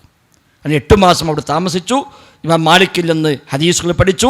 ഹദീസിൻ്റെ ഏകദേശം എല്ലാ വശങ്ങളും പഠിക്കാൻ ആ ഒരു കാലഘട്ടം ഇമാം ഷാഫിക്ക് അന്ന് നിമിത്തമായി മാറി. അപ്പോൾ അദ്ദേഹത്തിൻ്റെ അറിവിൻ്റെ ഏറ്റവും പ്രധാനപ്പെട്ട ഒരു മേഖല ഇമാം മാലിക് റഹ്മത്തുള്ളാഹിയാണ്. മറ്റൊന്ന് സുഫ്യാൻ ഇബ്നു ഉയൈന റഹ്മത്തുള്ളാഹിയാണ്. സുഫ്യാൻ ഇബ്നു ഉയൈന ഇമാം മാലിക്കിൻ്റെ പ്രധാനപ്പെട്ട ഉസ്താദുമാരിൽ ഒരാളാണ്. ഹദീസും ഫിഖ്ഹും എല്ലാം പഠിപ്പിച്ചതിൽ പ്രധാനപ്പെട്ട ഒരു ഭാഗം സുഫ്യാൻ ഇബ്നു ഉയൈനക്കാണ്. മറ്റൊന്ന് അബൂ ഹനീഫ ഇമാമിൻ്റെ ശിഷ്യനായ മുഹമ്മദ് ഹസൻ ഷൈബാനിയാണ്. ഷൈബാനിയുടെ ഇൽമുകളാണ് മറ്റൊന്ന് ഇമാം ഷാഫി റഹ്മത്തുള്ളാഹിക്ക് വലിയ ഒരു പങ്കായി ആ രംഗത്ത് മാറിയത്. ഇമാം ഷാഫി റഹ്മത്തുള്ളാഹി 15 വയസ്സ് പൂർത്തിയാകുമ്പോഴേക്ക് എല്ലാ വിജ്ഞാന മേഖലയിലും വലിയ പ്രാവീണ്യം അദ്ദേഹം നേടുകയും അദ്ദേഹത്തിൻ്റെ ഉസ്താദ് സുഫ്യാൻ ഇബ്നു ഉയൈന റഹ്മത്തുള്ളാഹി അദ്ദേഹം പറഞ്ഞു, നീ ഫത്വ കൊടുത്തോ, ഫത്വ കൊടുക്കാൻ യോഗ്യനായിട്ടുണ്ട്. 15 വയസ്സ് പ്രായത്തിൽ ഉസ്താദ് പറയുന്നു, നീ ഫത്വ നൽകിക്കോ, അതിൻ്റെ യോഗ്യത എനിക്ക് ഉണ്ടായിട്ടുണ്ട് എന്ന് ഉസ്താദ് അംഗീകാരം നൽകാൻ മാത്രമുള്ള പ്രാവീണ്യം ഇമാം ഷാഫി റഹ്മത്തുള്ളാഹി ആ കാലഘട്ടത്തിലേക്ക് നേടിയെടുത്തു എന്നർത്ഥം. പക്ഷെ അദ്ദേഹം അവിടുന്ന് പഠനം അവസാനിപ്പിച്ചിട്ടില്ല. മരിക്കുന്നവരെ അദ്ദേഹം വിദ്യാർത്ഥി, പ്രത്യേകിച്ച് 49-ാമത്തെ വയസ്സ് വരെ, 199 വരെ അദ്ദേഹം അറിവന്വേഷിച്ച് ഉള്ള യാത്രകൾ തന്നെയായിരുന്നു. പിന്നീട് രോഗം വന്നപ്പോഴാണ് യാത്ര ചെയ്യാൻ കഴിയാതായപ്പോൾ അദ്ദേഹം അവിടെ ഈജിപ്തിൽ പിന്നീട് സ്ഥിരതാമസമാക്കുന്നത്. ഇമാം അഹ്മദ് ഹംബൽ റഹിമഹുല്ലാഹ് അദ്ദേഹത്തെ കണ്ടുമുട്ടുന്നത് മക്കയിൽ വെച്ചാണ്. ഇമാം അഹ്മദ് ബഗ്ദാദിൽ നിന്ന് ഹജ്ജിനായി വരികയും ആ ഹജ്ജ് വേളയിലാണ് മക്കയിൽ വെച്ച് ഇമാം ഷാഫിയെ ഇമാം അഹ്മദ് കണ്ടുമുട്ടുന്നത്. അന്ന് ഇമാം ഷാഫിയുടെ ഉസ്താദിൻ്റെ ഹൽക്കയുണ്ട് മസ്ജിദുൽ ഹറാമിൽ, ഇമാം ഷാഫിയുടെ ഹൽക്കയുമുണ്ട് മസ്ജിദുൽ ഹറാമിൽ. ഇമാം അഹ്മദ് ഉസ്താദിൻ്റെ ഹൽക്ക ഒഴിവാക്കിയിട്ട് ശിഷ്യൻ്റെ ഹൽക്കയിൽ വന്ന് പങ്കെടുത്തതാണ്. അതിൽ നിന്നാണ് ഇമാം ഷാഫിയുടെ അറിവിൻ്റെ ആഴം ഇമാം അഹ്മദ് മനസ്സിലാക്കുകയും അദ്ദേഹം വളരെ പ്രഗത്ഭരായ പലരെയും കൂട്ടിക്കൊണ്ടുവന്ന് ഈ കുട്ടിയുടെ ക്ലാസ് നീക്കൾക്ക് ഇത് വല്ലാത്തൊരു അത്ഭുതമാണ് എന്ന് പറഞ്ഞ് പരിചയപ്പെടുത്തുകയും ചെയ്യുന്നത് കാണാൻ കഴിയും. ഇമാം അഹ്മദിൻ്റെ മകൻ അബ്ദുള്ള പറയുന്നുണ്ട്, വാപ്പ സ്ഥിരമായി ഇമാം ഷാഫിക്ക് വേണ്ടി പ്രാർത്ഥിക്കലുണ്ട്. എപ്പോൾ ദുആ ചെയ്താലും ഇമാം ഷാഫിക്ക് വേണ്ടി വാപ്പ പ്രാർത്ഥിക്കാതിരിക്കില്ല. ഞാൻ അവസാനം വാപ്പാട് ചോദിച്ചു, എന്താ വാപ്പ നിങ്ങൾ ഇമാം ഷാഫിക്ക് വേണ്ടി ഇങ്ങനെ പ്രാർത്ഥിക്കാൻ കാരണം? ഇമാം അഹ്മദ് പറഞ്ഞു, മോനെ, ഇമാം ഷാഫി ദുനിയാവിന് സൂര്യനെപ്പോലെയാണ്, ശരീഅത്തിന് ആഫിയത്ത് പോലെയാണ്. അത് രണ്ടിനും പകരം വെക്കാൻ മറ്റെന്താണുള്ളത്? സൂര്യന് പകരം വെക്കാൻ മറ്റൊന്നുമില്ല, ആഫിയത്തിന് പകരം വേറൊന്നുമില്ല. എങ്കിൽ അതുപോലെയാണ് ഇമാം ഷാഫി റഹിമഹുല്ലാ അവിടെ അദ്ദേഹത്തിന് വേണ്ടി ദുആ ചെയ്തേ പറ്റൂ എന്ന് ഇമാം അഹ്മദ് സാക്ഷ്യപ്പെടുത്തി നമുക്ക് കാണാൻ കഴിയും. ആ നിലക്കുള്ള വലിയ വലിയ പണ്ഡിതന്മാർ പോലും ഇമാം ഷാഫിയുടെ അറിവും കഴിവും മഹത്വവുമെല്ലാം അവർ സാക്ഷ്യം വഹിച്ചത് ചരിത്രങ്ങളിൽ രേഖപ്പെട്ട് കിടക്കുന്നുണ്ട്. അദ്ദേഹം ഏറ്റവും പ്രാവീണ്യം നേടിയ മേഖലകൾ ഒന്ന് ഹദീസാണ്. ഹദീസിൽ അദ്ദേഹം വലിയ അഗ്രഗണ്യനായി. നബിതങ്ങളുടെ ഹദീസുകൾ വ്യത്യസ്തമായ പണ്ഡിതന്മാരിൽ അദ്ദേഹം പഠിച്ചു. സനദും മത്തനും അടക്കം അതിൽ വലിയ പ്രാവീണ്യം അദ്ദേഹം നേടി. മറ്റത് ഫിഖുൽ ഹദീസാണ്, ഹദീസിൻ്റെ കർമ്മശാസ്ത്രം. അത് അതുവരെ അറിയപ്പെടാത്തൊരു മേഖലയാണ്. ഒരു ഹദീസിൽ നിന്ന് എന്തെല്ലാം കാര്യങ്ങൾ മനസ്സിലാക്കിയെടുക്കാം. ഇമാം അഹ്മദ് പറയുന്നുണ്ട്, ഞങ്ങൾക്കാർക്കും ഫിഖുൽ ഹദീസ് അറിയുമായിരുന്നില്ല ഇമാം ഷാഫി ഇല്ലായിരുന്നുവെങ്കിൽ. ഇമാം ഷാഫി അത്ര വലിയ പ്രാവീണ്യമാണ് ആ രംഗത്ത് നേടിയത്. ഒരു ഹദീസിൻ്റെ ആഴങ്ങളിലേക്ക് ഇറങ്ങിച്ചെന്ന് ആ ഹദീസിൽ നിന്ന് എന്തെല്ലാം നിയമങ്ങൾ കണ്ടെത്താൻ പറ്റും, ഏതെല്ലാം വഴിയിലേക്ക് ഹദീസ് വെളിച്ചം നൽകുന്നുണ്ട് എന്ന് അതിൻ്റെ കർമ്മശാസ്ത്രം അതിൽ വലിയ അഗ്രഗണ്യനായിരുന്നു ഇമാം ഷാഫി റഹിമഹുല്ലാ. അതുപോലെ ഉസൂലുകൾ, അടിസ്ഥാന തത്വങ്ങൾ, കർമ്മശാസ്ത്ര നിദാനശാസ്ത്രം പോലെയുള്ള ഉസൂലുൽ ഫിഖ് പോലെയുള്ള മേഖലകൾ അതിൻ്റെ തുടക്കം കുറിച്ച് തന്നെ ഇമാം ഷാഫിയാണ്. അതിന് മുമ്പ് ഉസൂൽ ഫിഖ് ഉണ്ട്, പക്ഷെ അത് വിജ്ഞാന ശാഖയായി മാറിയിട്ടില്ല. അതിനൊരു എല്ലാ അടുക്കും അതേപോലെ എല്ലാ നിബന്ധനകളും വെച്ചുകൊണ്ട് ഒരു സ്വതന്ത്രമായ വിജ്ഞാന ശാഖയാക്കി മാറ്റിയത് ഇമാം ഷാഫിയാണ്. അദ്ദേഹത്തിൻ്റെ റിസാല എന്ന ഗ്രന്ഥമാണ് ലോക ചരിത്രത്തിൽ ഒന്നാമത്തെ ഉസൂൽ ഫിഖിൻ്റെ കിതാബ്. അദ്ദേഹത്തിൻ്റെ 44 വയസ്സിലാണ് അദ്ദേഹം ആ കിതാബ് എഴുതുന്നത്. റിസാല എന്ന കിതാബ് അദ്ദേഹത്തെ അബ്ദുറഹ്മാൻ ബിൻ മഹ്ദി റഹിമഹുല്ലാ അദ്ദേഹത്തോട് ഒരു അപേക്ഷ കൊടുക്കുകയാണ്. നിങ്ങളെനിക്ക് ഒരു ചെറിയൊരു അസുലുകൾ ഒന്ന് പഠിപ്പിച്ചു തരണം, ഒന്ന് വിശദീകരിച്ച് നൽകണം. ഖുർആനിൻ്റെ, ഹദീസിൻ്റെ, ഇജ്മാഇൻ്റെ, ഖിയാസിൻ്റെ പരസ്പരം വിരുദ്ധമായി വരുമ്പോൾ എന്തു ചെയ്യണമെന്നതിൽ ആമ ഖാസുകൾ, നാസിഖ് മൻസൂഖ്, ഒന്ന് മറ്റൊന്ന് ദുർബലപ്പെടുത്തൽ, ഇങ്ങനെയുള്ള മേഖലകളൊക്കെ എന്താണ് അതിൻ്റെ അടിസ്ഥാന തത്വങ്ങൾ എന്ന് താങ്കൾ എനിക്കൊന്ന് വിശദീകരിച്ച് നൽകണമെന്ന് അബ്ദുറഹ്മാൻ മഹ്ദി റഹിമഹുല്ലാ ആവശ്യപ്പെടുകയും ആ ആവശ്യപ്രകാരം ഇമാം ഷാഫി റഹിമഹുല്ലാ അദ്ദേഹത്തിന് ഒരു കത്ത് പോലെ എഴുതി കൊടുക്കുകയും ചെയ്താണ് കിതാബുർ റിസാല. ഇത് കിതാബ് എഴുതാൻ തീരുമാനിച്ചൊന്നല്ല, അതിൻ്റെ ആവശ്യം ഉന്നയിച്ചുകൊണ്ട് അദ്ദേഹത്തിന് അതെല്ലാം എഴുതി കൊടുത്തു. എഴുതി കഴിഞ്ഞപ്പോൾ അത് കിതാബായി മാറി. അതാണ് ലോക ചരിത്രത്തിലെ ഒന്നാമത്തെ ഉസൂൽ ഫിഖിൻ്റെ കിതാബ്. ഉസൂൽ ഫിഖും ഉസൂൽ ഹദീസും രണ്ടും സംഗമിച്ച ഗ്രന്ഥമാണ് റിസാല എന്ന ഗ്രന്ഥം. ഇമാം ഷാഫിയുടെ ശിഷ്യന്മാരിൽ ഏറ്റവും പ്രഗത്ഭനായ ശിഷ്യനാണ് ഇമാം മുസ്നി റഹിമഹുല്ലാ. ഇമാം ഷാഫിയുടെ സഹോദരി പുത്രനാണ്. അദ്ദേഹത്തിൻ്റെ ശിഷ്യന്മാർ ഏറ്റവും പ്രഗത്ഭനാണ്. ഇമാം ഷാഫിയുടെ അറിവുകൾ പിന്നീട് ശേഷക്കാർക്ക് കൈമാറിക്കൊടുത്തതിൽ ഏറ്റവും പ്രധാനപ്പെട്ട പങ്കുവഹിച്ച ആൾ ഇമാം മുസ്നിയാണ്. ആ ഇമാം മുസ്നി റഹിമഹുല്ലാ പറയുന്നുണ്ട്, ഖറഅതു റിസാല 500 മറ. റിസാല എന്ന ഈ കിതാബ് ഞാൻ 500 തവണ ഞാൻ വായിച്ചിട്ടുണ്ട്. 500 പ്രാവശ്യം ഈ കിതാബ് ഞാൻ വായിച്ചു. ഓരോ വായനയിലും എനിക്ക് പുതിയ പുതിയ അറിവുകൾ ലഭിച്ചു എന്ന് ഇമാം മുസ്നി റഹിമഹുല്ലാ ആ കിതാബിനെ പറ്റി പറയുന്നു. അതാണ് കിതാബ് റിസാലയുടെ മഹത്വം. നേരത്തെ പറഞ്ഞ അബ്ദുറഹ്മാൻ മഹ്ദിയാണ് ആവശ്യപ്പെടുന്നത്. അതുകൊണ്ട് തന്നെ അബ്ദുറഹ്മാൻ മഹ്ദി പിന്നീട് പറയുന്നുണ്ട്, ഈ കിതാബ് എനിക്ക് കിട്ടിയപ്പോൾ ഞാൻ അത്ഭുതപ്പെട്ടു പോയി. ഒരിക്കലും അങ്ങനെ പ്രതീക്ഷിച്ചതല്ല. എനിക്ക് മനസ്സിലായി അല്ലാഹു തആല അദ്ദേഹത്തെ ഇതിനു വേണ്ടി സൃഷ്ടിച്ചതാണ് എന്ന് പോലും എനിക്ക് തോന്നിപ്പോയി. അതിനുശേഷം ഫർളാവട്ടെ സുന്നത്താവട്ടെ ഏത് നിസ്കാരം ഞാൻ നിസ്കരിച്ചിട്ടുണ്ടോ ആ നിസ്കാരത്തിൽ മുഴുവനും ഇമാം ഷാഫിക്ക് വേണ്ടി ഞാൻ പ്രാർത്ഥിച്ചിട്ടുണ്ട് എന്ന് അബ്ദുറഹ്മാൻ മഹ്ദി റഹിമഹുല്ലാ പറയുന്നു. ഈ കിതാബ് കിട്ടിയ ശേഷം നിസ്കരിച്ച മുഴുവൻ നിസ്കാരത്തിലും ഇമാം ഷാഫിക്ക് വേണ്ടി ഞാൻ ദുആ ചെയ്തിട്ടുണ്ട് എന്ന് അബ്ദുറഹ്മാൻ മഹ്ദി റഹിമഹുല്ലാ പറയുന്നുണ്ട്. അത്ര വലിയ തൗഫീഖ് ലഭിച്ച ആളാണ് ഇമാം ഷാഫിഈ റഹിമഹുല്ലാ. അതുപോലെ ഖുർആനിൻ്റെ നിദാനശാസ്ത്രം, ഉലൂമുൽ ഖുർആൻ, ഇതിലൊക്കെ വലിയ അഗ്രഗണ്യനാണ്. അറബി ഭാഷ, കവിത, ഇതെല്ലാം വലിയ പ്രാവീണ്യം. ധാരാളം കവിതകൾ ഇമാം ഷാഫിക്കുണ്ട്. അദ്ദേഹത്തെ കവിതാ സമാഹാരം തന്നെയുണ്ട്. ദീവാനുൽ ഇമാം ഷാഫി എന്ന പേരിൽ ഇമാം ഷാഫിയുടെ കവിതാ സമാഹാരം, ധാരാളം കവിതകൾ അദ്ദേഹം ചൊല്ലിയത് അതിൽ രേഖപ്പെട്ട് കിടക്കുന്നുണ്ട്. ഒരുപാട് കവികളുടെ കവിത അദ്ദേഹത്തിന് കാണാപ്പാടമായിരുന്നു. നേരത്തെ പറഞ്ഞുവല്ലോ, ഓരോ വിഷയം വരുമ്പോഴും ഭാഷയുമായി ബന്ധപ്പെട്ട സംസാരങ്ങൾ വരുമ്പോൾ അതിനെല്ലാം അദ്ദേഹം തെളിവായി കവിതകൾ ഉദ്ധരിക്കുമായിരുന്നു. അതോടൊപ്പം അദ്ദേഹം അമ്പെയ്ത്തിൽ വലിയ പ്രാവീണ്യം നേടി.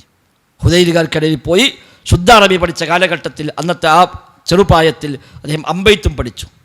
അമ്പെയ്ത്തിലും അദ്ദേഹം വലിയ പ്രാവീണ്യം നേടുകയും അദ്ദേഹം തന്നെ പറഞ്ഞു, ഞാൻ 100ൽ 100 നേടി അമ്പെയ്ത്ത് എന്ന് അദ്ദേഹം പറയുന്നുണ്ട്. ഒരു അമ്പ് പോലും അതിന് ലക്ഷ്യം പിഴക്കാതെ അത് കൃത്യമായി ലക്ഷ്യത്തിലേക്ക് അമ്പെയ്യാൻ കഴിയുന്ന തരത്തിലേക്ക് അമ്പെയ്ത്തിൽ അദ്ദേഹം വലിയ പ്രാവീണ്യമുള്ള ആളായി അദ്ദേഹം മാറുകയും ചെയ്തിട്ടുണ്ട്. അദ്ദേഹം വലിയ സേവനങ്ങൾ ചെയ്തു. ധാരാളം ഗ്രന്ഥങ്ങൾ അദ്ദേഹം രചിച്ചു വ്യത്യസ്തമായ മേഖലകളിൽ. അദ്ദേഹം കിതാബുകൾ എഴുതി, പ്രത്യേകിച്ച് ഫിഖ്ഹിൽ, അതേപോലെ ഫിഖ്ഹിൻ്റെ നിദാനശാസ്ത്രമായ ഉസൂൽ ഫിഖ്ഹിൽ എല്ലാം അദ്ദേഹം ധാരാളം കിതാബ് അദ്ദേഹം ചെറുതും വലുതുമായി അദ്ദേഹം എഴുതുകയുണ്ടായിട്ടുണ്ട്. അദ്ദേഹത്തിൻ്റെ കർമ്മശാസ്ത്ര രംഗത്തിൽ 49 വയസ്സുവരെയുള്ള അഭിപ്രായങ്ങളെയാണ് ഖദീമായ അഭിപ്രായം, പഴയ മദ്ഹബ് എന്നറിയപ്പെടുന്നത്. ഇമാം ഷാഫിക്ക് ഫിഖ്ഹിൽ 2 മദ്ഹബാണ്, 2 അഭിപ്രായങ്ങളാണ്. ഒന്നാമത്തെ അഭിപ്രായം അദ്ദേഹത്തിൻ്റെ ഫിഖ്ഹുൽ ഖദീം, അദ്ദേഹത്തിൻ്റെ പഴയ ഫിഖ്, പഴയ മദ്ഹബ് എന്നറിയപ്പെടുന്നത് അദ്ദേഹത്തെ 49 വയസ്സ് വരെയുള്ള കാലഘട്ടമാണ്. അവസാനമായി അദ്ദേഹം ഇറാഖിൽ നിന്ന് ഈജിപ്തിലേക്ക് മടങ്ങുന്ന ആ സമയം. പക്ഷെ ആ ഒരു അവസാന യാത്ര അദ്ദേഹം ഒരുപാട് പുതിയ അറിവുകൾ ലഭിക്കുകയും താൻ പണ്ട് മനസ്സിലാക്കിയ പലതും ശരിയായിരുന്നില്ല എന്ന് മനസ്സിലാക്കി അദ്ദേഹം അതിൽ പലതിലും നയം മാറ്റിപ്പറയുകയും ചെയ്തു കർമ്മശാസ്ത്ര മേഖലകളിൽ.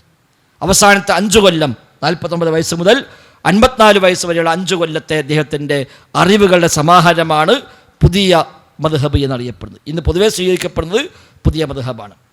ഷാഫി മദ്ഹബ് എന്ന് പറഞ്ഞാൽ ഇന്ന് പൊതുവെ സമൂഹത്തിലേക്കുള്ളത് അദ്ദേഹത്തിൻ്റെ പുതിയ ജദീദായ കൗല് എന്ന് പറയുന്ന പുതിയ കൗലുകൾ എന്നാണ്. പഴയ കൗലും പുതിയ കൗലും എതിരായാൽ പുതിയ കൗലാണ് സ്വീകരിക്കേണ്ടത്. എന്നാൽ ചില വിഷയങ്ങളിൽ അദ്ദേഹത്തിൻ്റെ പഴയ കൗലാണ് കൂടുതൽ ശരി. അദ്ദേഹം പിന്നീട് പറഞ്ഞ അഭിപ്രായം അതല്ല ശരി എന്ന് പിന്നീട് വന്നവർ തിരുത്തി പറഞ്ഞതുമുണ്ട്. 23 മസ്അലകൾ നബി ഇമാം റഹിമഹുല്ല അങ്ങനെ എണ്ണി പറഞ്ഞിട്ടുണ്ട്. ഇമാം ഷാഫിയുടെ പഴയ അഭിപ്രായമാണ് ശരി, പുതിയതല്ല. ഉദാഹരണമായി മരിച്ച ആൾക്ക് വേണ്ടി നോമ്പ് നോക്കാൻ പറ്റുമോ? അയാൾ മരിച്ചു, അയാൾ നോമ്പ് ബാക്കിയുണ്ട്. നോമ്പ് ബാക്കി നിൽക്കുന്ന ഒരാൾ മരിച്ചാൽ ആ നോമ്പ് അയാളുടെ മറ്റുള്ളവർക്ക്, അയാളുടെ മക്കൾക്കോ മറ്റോ നോറ്റ് വീട്ടാൻ പറ്റുമോ? ഒരു ഹദീസുണ്ട്, ഇമാം മുസ്ലിം റഹ്മത്തുള്ളാഹി ഉദ്ധരിച്ച ഹദീസുണ്ട്, മൻ മാത വഅലൈഹി സിയാമുൻ സ്വാമ അൻഹു വലിയുഹു എന്ന ഹദീസ് ഇമാം മുസ്ലിം റഹിമഹുല്ലാഹ് സ്വഹീഹ് മുസ്ലിം റിപ്പോർട്ട് ചെയ്തതാണ്. വലിയ മരിച്ചു, അവിടെ നോമ്പ് ബാക്കിയുണ്ടെങ്കിൽ ആ നോമ്പ് അവൻ്റെ വലിയ നോറ്റുകൊള്ളട്ടെ എന്നൊരു ഹദീസ് നബി തങ്ങൾ പറഞ്ഞു. ഇമാം മുസ്ലിം ഉദ്ധരിച്ച് സ്വഹീഹാണ്. ഈ ഹദീസിനെ പറ്റി ഇമാം ഷാഫി റഹിമഹുല്ലാഹ് ആദ്യകാലത്ത് പറഞ്ഞു ഈ ഹദീസ് സ്വഹീഹല്ല, ദുർബലമാണ്, അതുകൊണ്ട് മയ്യിത്തിന് വേണ്ടി നോമ്പ് നോറ്റ് വിട്ടിട്ട് കാര്യമില്ല എന്ന് ഇമാം ഷാഫി റഹിമഹുല്ലക്ക് ആദ്യ അഭിപ്രായമുണ്ട്. പിന്നീട് ഇമാം ഷാഫി റഹിമഹുല്ല ഒരു ഘട്ടത്തിൽ പറഞ്ഞു ആ ഹദീസ് സ്വഹീഹാണ്, അതുകൊണ്ട് മരിച്ച ആൾക്ക് വേണ്ടി നോമ്പ് നോറ്റ് വിട്ടാം. എന്നാൽ അവസാന സമയത്ത് അദ്ദേഹം വീണ്ടും മാറ്റി. അദ്ദേഹം പറഞ്ഞു അല്ല, ഞാൻ ആദ്യം പറഞ്ഞതാണ് ശരി, ആ ഹദീസ് സ്വഹീഹല്ല, അതുകൊണ്ട് തന്നെ മരിച്ച ആൾക്ക് വേണ്ടി നോമ്പ് നോൽക്കാവതല്ല. ഇമാം ഷാഫി റഹിമഹുല്ല മരിക്കുമ്പോൾ അദ്ദേഹത്തിൻ്റെ അഭിപ്രായം മരിച്ച ആൾക്ക് വേണ്ടി നോമ്പ് നോറ്റ് വിട്ടിയാൽ പ്രയോജനമില്ല, കാരണം ഈ ഹദീസ് സ്വഹീഹല്ല എന്ന ധാരണയിലാണ് ഇമാം ഷാഫി റഹിമഹുല്ല വഫാത്തായി പോകുന്നത്. എന്നാൽ പിന്നീട് ഇമാം മുസ്ലിം റഹിമഹുല്ല വന്നു, ഇമാം ബുഖാരി വന്നു, മറ്റു പണ്ഡിതന്മാർ വന്നു, അവരൊക്കെ പരിശോധന വിധേയമാക്കി, അവർക്ക് സ്വഹീഹാണെന്ന് വിധി എഴുതി. ഇമാം മുസ്ലിം റഹിമഹുല്ല തന്നെ സ്വഹീഹ് മുസ്ലിമിൽ അത് രേഖപ്പെടുത്തുകയും ചെയ്തു. സ്വഹീഹ് ബുഖാരിയിലില്ല, ഇമാം മുസ്ലിമിൽ സ്വഹീഹ് മുസ്ലിമിലാണ് ഹദീസ് വന്നത്. അപ്പോൾ ഇമാം ഷാഫി റഹിമഹുല്ലയുടെ അവസാനത്തെ അഭിപ്രായം ഈ ഹദീസ് സ്വഹീഹല്ല എന്നാണ്. യഥാർത്ഥത്തിലോ ഈ ഹദീസ് സ്വഹീഹാണ്. അപ്പം നബി ഇമാം റഹിമഹുല്ല ശറഹ് മുസ്ലിമിൽ പറഞ്ഞു ഇവിടെ ഇമാം ഷാഫിയുടെ പഴയ അഭിപ്രായമാണ് ശരി, അദ്ദേഹം പിന്നീട് മാറ്റിയത് അബദ്ധമായി പോയി, ഈ ഹദീസ് സ്വഹീഹാണ്, അതുകൊണ്ട് മരിച്ച ആൾക്ക് വേണ്ടി അവരുടെ വലിയ ഇവിടെ മക്കളോ വാപ്പയോ ഉമ്മയോ ഭാര്യയോ ഭർത്താവോ ഒക്കെ ആളുള്ള അടുത്ത ബന്ധുക്കൾക്ക് അവർക്ക് വേണ്ടി ആ നോമ്പ് നോറ്റ് കൂട്ടാവുന്നതാണ് എന്ന് ഈ ഹദീസ് പ്രകാരം പിന്നീട് നബി ഇമാമൊക്കെ വിധി എഴുതി. ഷാഫി മദ്ഹബ് പ്രകാരം ഇപ്പോഴും മരിച്ച ആൾക്ക് വേണ്ടി അങ്ങനെ നോമ്പ് നോറ്റ് വിട്ടാം. സുബഹി ബാങ്ക് വിളിക്കുമ്പോൾ അസ്റാത്തു ഖൈറും മിനൻ നൗം എന്ന് പറയുന്നത് എനിക്ക് ഇഷ്ടമില്ല എന്നാണ് ഇമാം ഷാഫിയുടെ അവസാനത്തെ അഭിപ്രായം. ആ വിഷയത്തിൽ ഹദീസ് അദ്ദേഹത്തിന് സ്ഥിരപ്പെട്ടതായി അദ്ദേഹത്തിന് കിട്ടിയിട്ടില്ല. അതുകൊണ്ട് അദ്ദേഹം പറഞ്ഞു ഹദീസ് ബാങ്ക് ഉദ്ധരിച്ച ഒരാളും തന്നെ ഈ റിപ്പോർട്ട് ഉദ്ധരിച്ചിട്ടില്ല, അതുകൊണ്ട് സുബഹിയിൽ അസ്റാത്തു ഖൈറും മിനൻ നൗം എന്ന് പറഞ്ഞ് ഞാൻ ഇഷ്ടപ്പെടുന്നില്ല എന്ന് ഇമാം ഷാഫി റഹിമഹുല്ലാഹ് പറഞ്ഞു.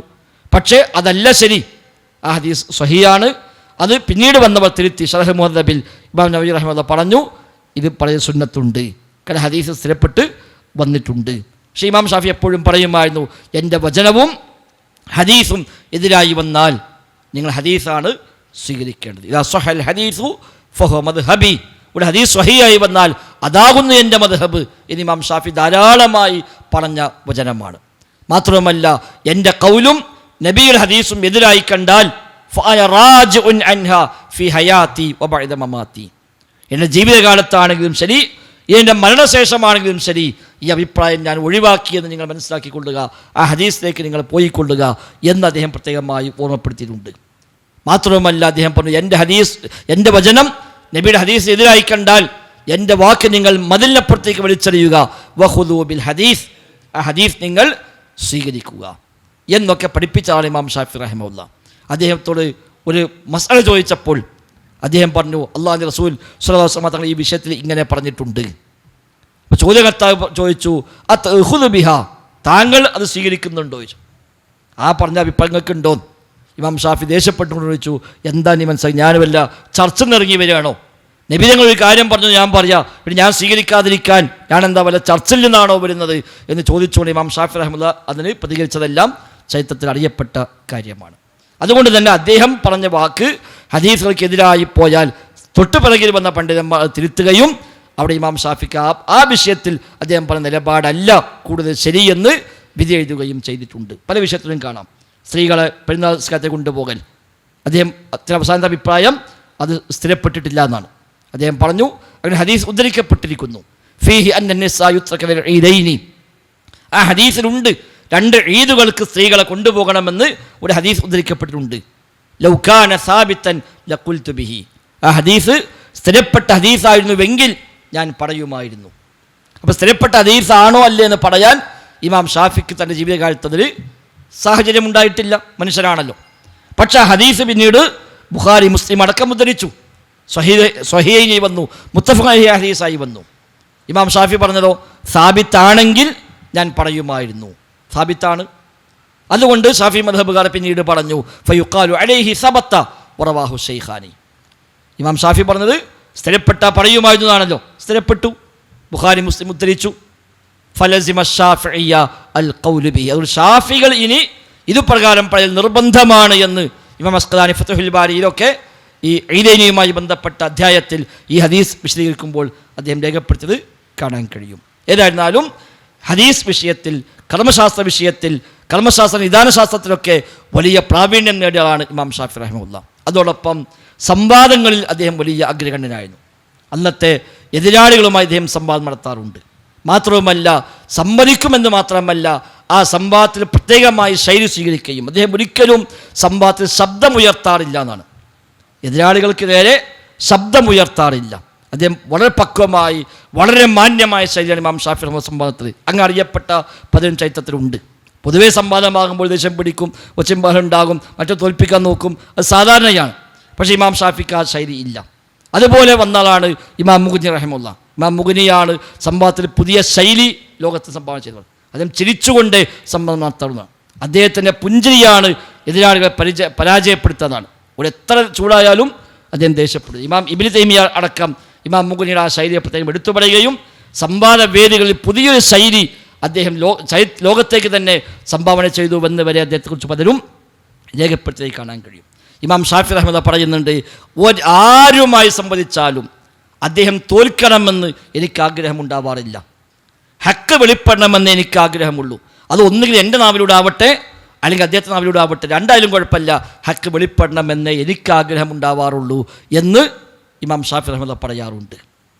സംവാദത്തിൽ അദ്ദേഹം തൻ്റെ സഹസംവാദകൻ അദ്ദേഹവുമായി സംവാദം കഴിഞ്ഞ് പിന്നീട് കണ്ടുമുട്ടിയപ്പോൾ ഇമാം ഷാഫി റഹ്മത്തുള്ളാഹി അദ്ദേഹത്തോട് പറഞ്ഞു, ഒരു മസ്അലയിൽ നമ്മൾ തമ്മിൽ വിയോജിപ്പുണ്ട്, എന്നാൽ അതിനെ പേരിൽ നമ്മൾ തമ്മിൽ സാഹോദര്യം ഇല്ലാതാവേണ്ടതില്ല. നമ്മൾ തമ്മിൽ സാഹോദര്യം ഇല്ലാതാവേണ്ടതില്ല. വലൗ ഖാലഫ്നാ ഫീ മസ്അല, ഒരു മസ്അലയിൽ നമ്മൾ പരസ്പരം വിരുദ്ധ ചേരിയാണെങ്കിലും ശരി, ബാക്കിയെല്ലാം ഒന്നാണല്ലോ. അതുകൊണ്ട് നമ്മൾ തമ്മിൽ ഉള്ള സാഹോദര്യം തകരേണ്ടതില്ല എന്ന് ഇമാം ഷാഫി റഹ്മത്തുള്ളാഹി അദ്ദേഹത്തെ കൈപിടിച്ചുകൊണ്ട് അങ്ങോട്ട് പറഞ്ഞു എന്ന് കാണാൻ കഴിയും. ആ നിലയ്ക്ക് സംവാദ വേദികളിൽ അദ്ദേഹം ഒരു അഗ്രഗണ്യനാണ്. അന്ന് മുഅ്തസിലികളും അദ്ദേഹം സംവദിച്ചിട്ടുണ്ട്, വ്യത്യസ്ത വ്യക്തികളുമായി സംവദിച്ചിട്ടുണ്ട്. ഫിഖ്ഹിൻ്റെ മസ്അലകളിൽ പലരുമായും വൈജ്ഞാനികമായ ചർച്ചകൾ നിർവഹിച്ചതായും ഇമാം ഷാഫിയുടെ ചരിത്രത്തിൽ കാണാൻ സാധിക്കുന്നുണ്ട്. പിൽക്കാലത്ത് പലരും ആ ശൈലി പിന്നീട് സ്വീകരിച്ചു. ഇപ്പോൾ സംവാദങ്ങൾ അദ്ദേഹം പ്രത്യേകമായ ശൈലി സ്വീകരിക്കുകയും ആ സംവാദങ്ങൾ ഒരിക്കലും എതിരാളി പരാജയപ്പെടണമെന്ന താല്പര്യം അദ്ദേഹത്തിന് ഉണ്ടായിരുന്നില്ല.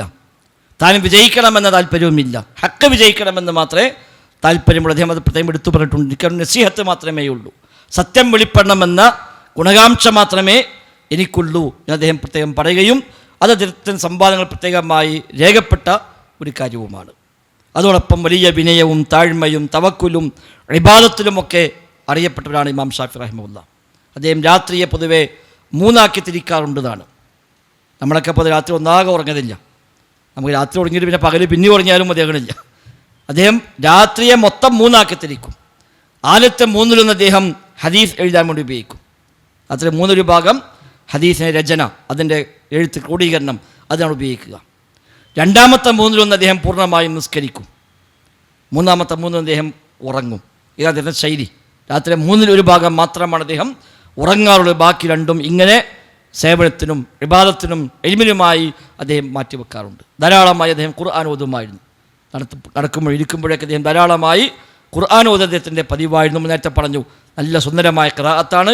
ആ ഖിറാഅത്ത് കേൾക്കാൻ വേണ്ടി മാത്രം ആളുകൾ വരികയും അദ്ദേഹം ആവശ്യപ്പെടുകയും അദ്ദേഹം ഖുർആൻ ഓതുകയും അത് കേട്ട് ധാരാളം ആളുകൾ കരയുകയും ചെയ്യുന്ന രീതികൾ പോലും അദ്ദേഹത്തിൽ ഉണ്ടായിട്ടുണ്ട്. വലിയ തവക്കുലും സുഹുദും അദ്ദേഹം അന്നത്തെ പല പണ്ഡിതന്മാരും അന്നത്തെ കാലത്ത് ഭരണാധികാരികളുമായി ബന്ധം സ്ഥാപിക്കുകയും അവിടെ നിന്ന് കുറേ ആനുകൂല്യങ്ങൾ പറ്റുകയും ചെയ്യുന്ന പരിപാടി അന്ന് വ്യാപകമായിരുന്നു. ഇമാം ഷാഫി റഹിമഹുല്ലാഹ് അതിനൊന്നും പോയിട്ടില്ല. അദ്ദേഹം റബ്ബിൽ തവക്കുലാക്കി ജീവിക്കുകയാണ്. അദ്ദേഹം അവസാനം ഈജിപ്തിലേക്ക് പോരുമ്പോൾ അദ്ദേഹത്തിൻ്റെ സുഹൃത്ത് നൽകുന്ന ഉപദേശമുണ്ട്. ഈജിപ്തിൽ ഇനി സ്ഥിരമായി താമസിക്കാൻ പോവുകയുള്ളൂ, അല്ലെങ്കിൽ ഇറാഖിൽ നിന്ന് യാത്ര അവസാനിപ്പിച്ച് ഈജിപ്തിലേക്ക് പോവുകയാണ്. പോകുമ്പോൾ അദ്ദേഹം പറയുന്നുണ്ട്, ഞാൻ ഈജിപ്തിലേക്ക് പോകുന്നത് എനിക്കറിയില്ല, സൗകര്യത്തിന് വേണ്ടിയാണോ പോണത് അല്ല അവിടെ മരിക്കാനാണോ ഞാൻ പോണത് എനിക്കറിയില്ല എന്ന് അദ്ദേഹം പറയുന്നുണ്ട്. രണ്ടും കിട്ടി, അവിടെ സൗകര്യങ്ങൾ കിട്ടി, അവിടുത്തെ അദ്ദേഹം അവസാനം മരിക്കുകയും ചെയ്തുവെന്നാണ്. അപ്പോൾ അദ്ദേഹത്തിന് നൽകുന്ന ഉപദേശമുണ്ട്, നിങ്ങൾ പോകുമ്പോൾ 1 കൊല്ലമെങ്കിലും ജീവിക്കാൻ ആവശ്യമായ വിഭവങ്ങളെ നിങ്ങൾ ശേഖരിക്കണം. കാരണം വേറെ ജോലിയും അങ്ങനെ ഒരു വരുമാനമൊന്നുമില്ലല്ലോ. നിങ്ങളവിടെ പോകുമ്പോൾ 1 കൊല്ലം ഭക്ഷണം കഴിക്കാനുള്ള വക നിങ്ങൾ കൈവശം വേണം.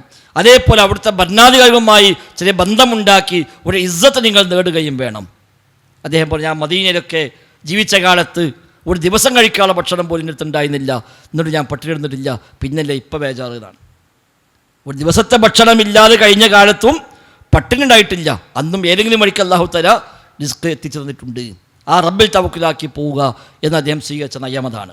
അതുകൊണ്ട് തന്നെ അങ്ങനത്തെ ഭരണാധികാരികളുമായി അടുപ്പുണ്ടാക്കി അവിടെ നിന്ന് ആനുകൂല്യം പറ്റി അങ്ങനെ ജീവിക്കുന്ന രീതി ഇമാം ഷാഫി റഹിമഹുല്ലാഹ് സ്വീകരിച്ചു പോന്നിട്ടില്ല. ഇവിടെയും അദ്ദേഹം കണ്ടത് ഉറക്കെ തുറന്ന് പറയുമായിരുന്നു. അതോടൊപ്പം നബി കുടുംബത്തോട് വലിയ ആത്മബന്ധവും സ്നേഹവും അദ്ദേഹം നിലനിർത്തിപ്പോന്നു. നബി കുടുംബത്തെ മഹത്വപ്പെടുത്തിക്കൊണ്ട് അദ്ദേഹം കവിതകൾ ചൊല്ലിയിട്ടുണ്ട്. അതുൻ നബി വസീലത്തി, അതുൻ നബി അവരാണ് എൻ്റെ വസീല എന്ന് പറഞ്ഞുകൊണ്ട് അതുൻ നബി ഖറാബത്തി വഹുമു ഇലയ്യ വസീലത്തി എന്ന് പറഞ്ഞ ഇമാം ഷാഫി റഹിമഹുല്ലാഹ് നബി കുടുംബത്തെപ്പറ്റി അദ്ദേഹം കവിത പറഞ്ഞിട്ടുണ്ട്. അന്ന് ഷിയാക്കൾ കുറച്ചുള്ള കാലമാണ്. പൊതുവേ ഷിയാക്കളാണ് നബി കുടുംബത്തിൻ്റെ പേരും പറഞ്ഞ് വ്യാജമായി രംഗത്തിറങ്ങിയവർ. നബി കുടുംബത്തിൻ്റെ മഹത്വം ഇങ്ങനെ പറയും, സംഗതി ഒരു ഉദ്ദേശം വേറെയാണ്. അങ്ങനെ 9 ഷിയാക്കളെ പിടിച്ച കൂട്ടത്തിൽ 10ാമനായി ഇദ്ദേഹത്തിനെ പിടിച്ചുകൊണ്ടേ. ഷിയാക്കളെ പിടിച്ചപ്പോൾ ആ കൂട്ടത്തിൽ ഇദ്ദേഹം ഷിയയാണ് എന്ന് ഒരു തെറ്റിദ്ധരിച്ചുകൊണ്ട് അദ്ദേഹത്തെയും പിടിച്ചുകൊണ്ടായി അദ്ദേഹത്തെ ഇറാഖിലേക്ക് കൊണ്ടുപോയി.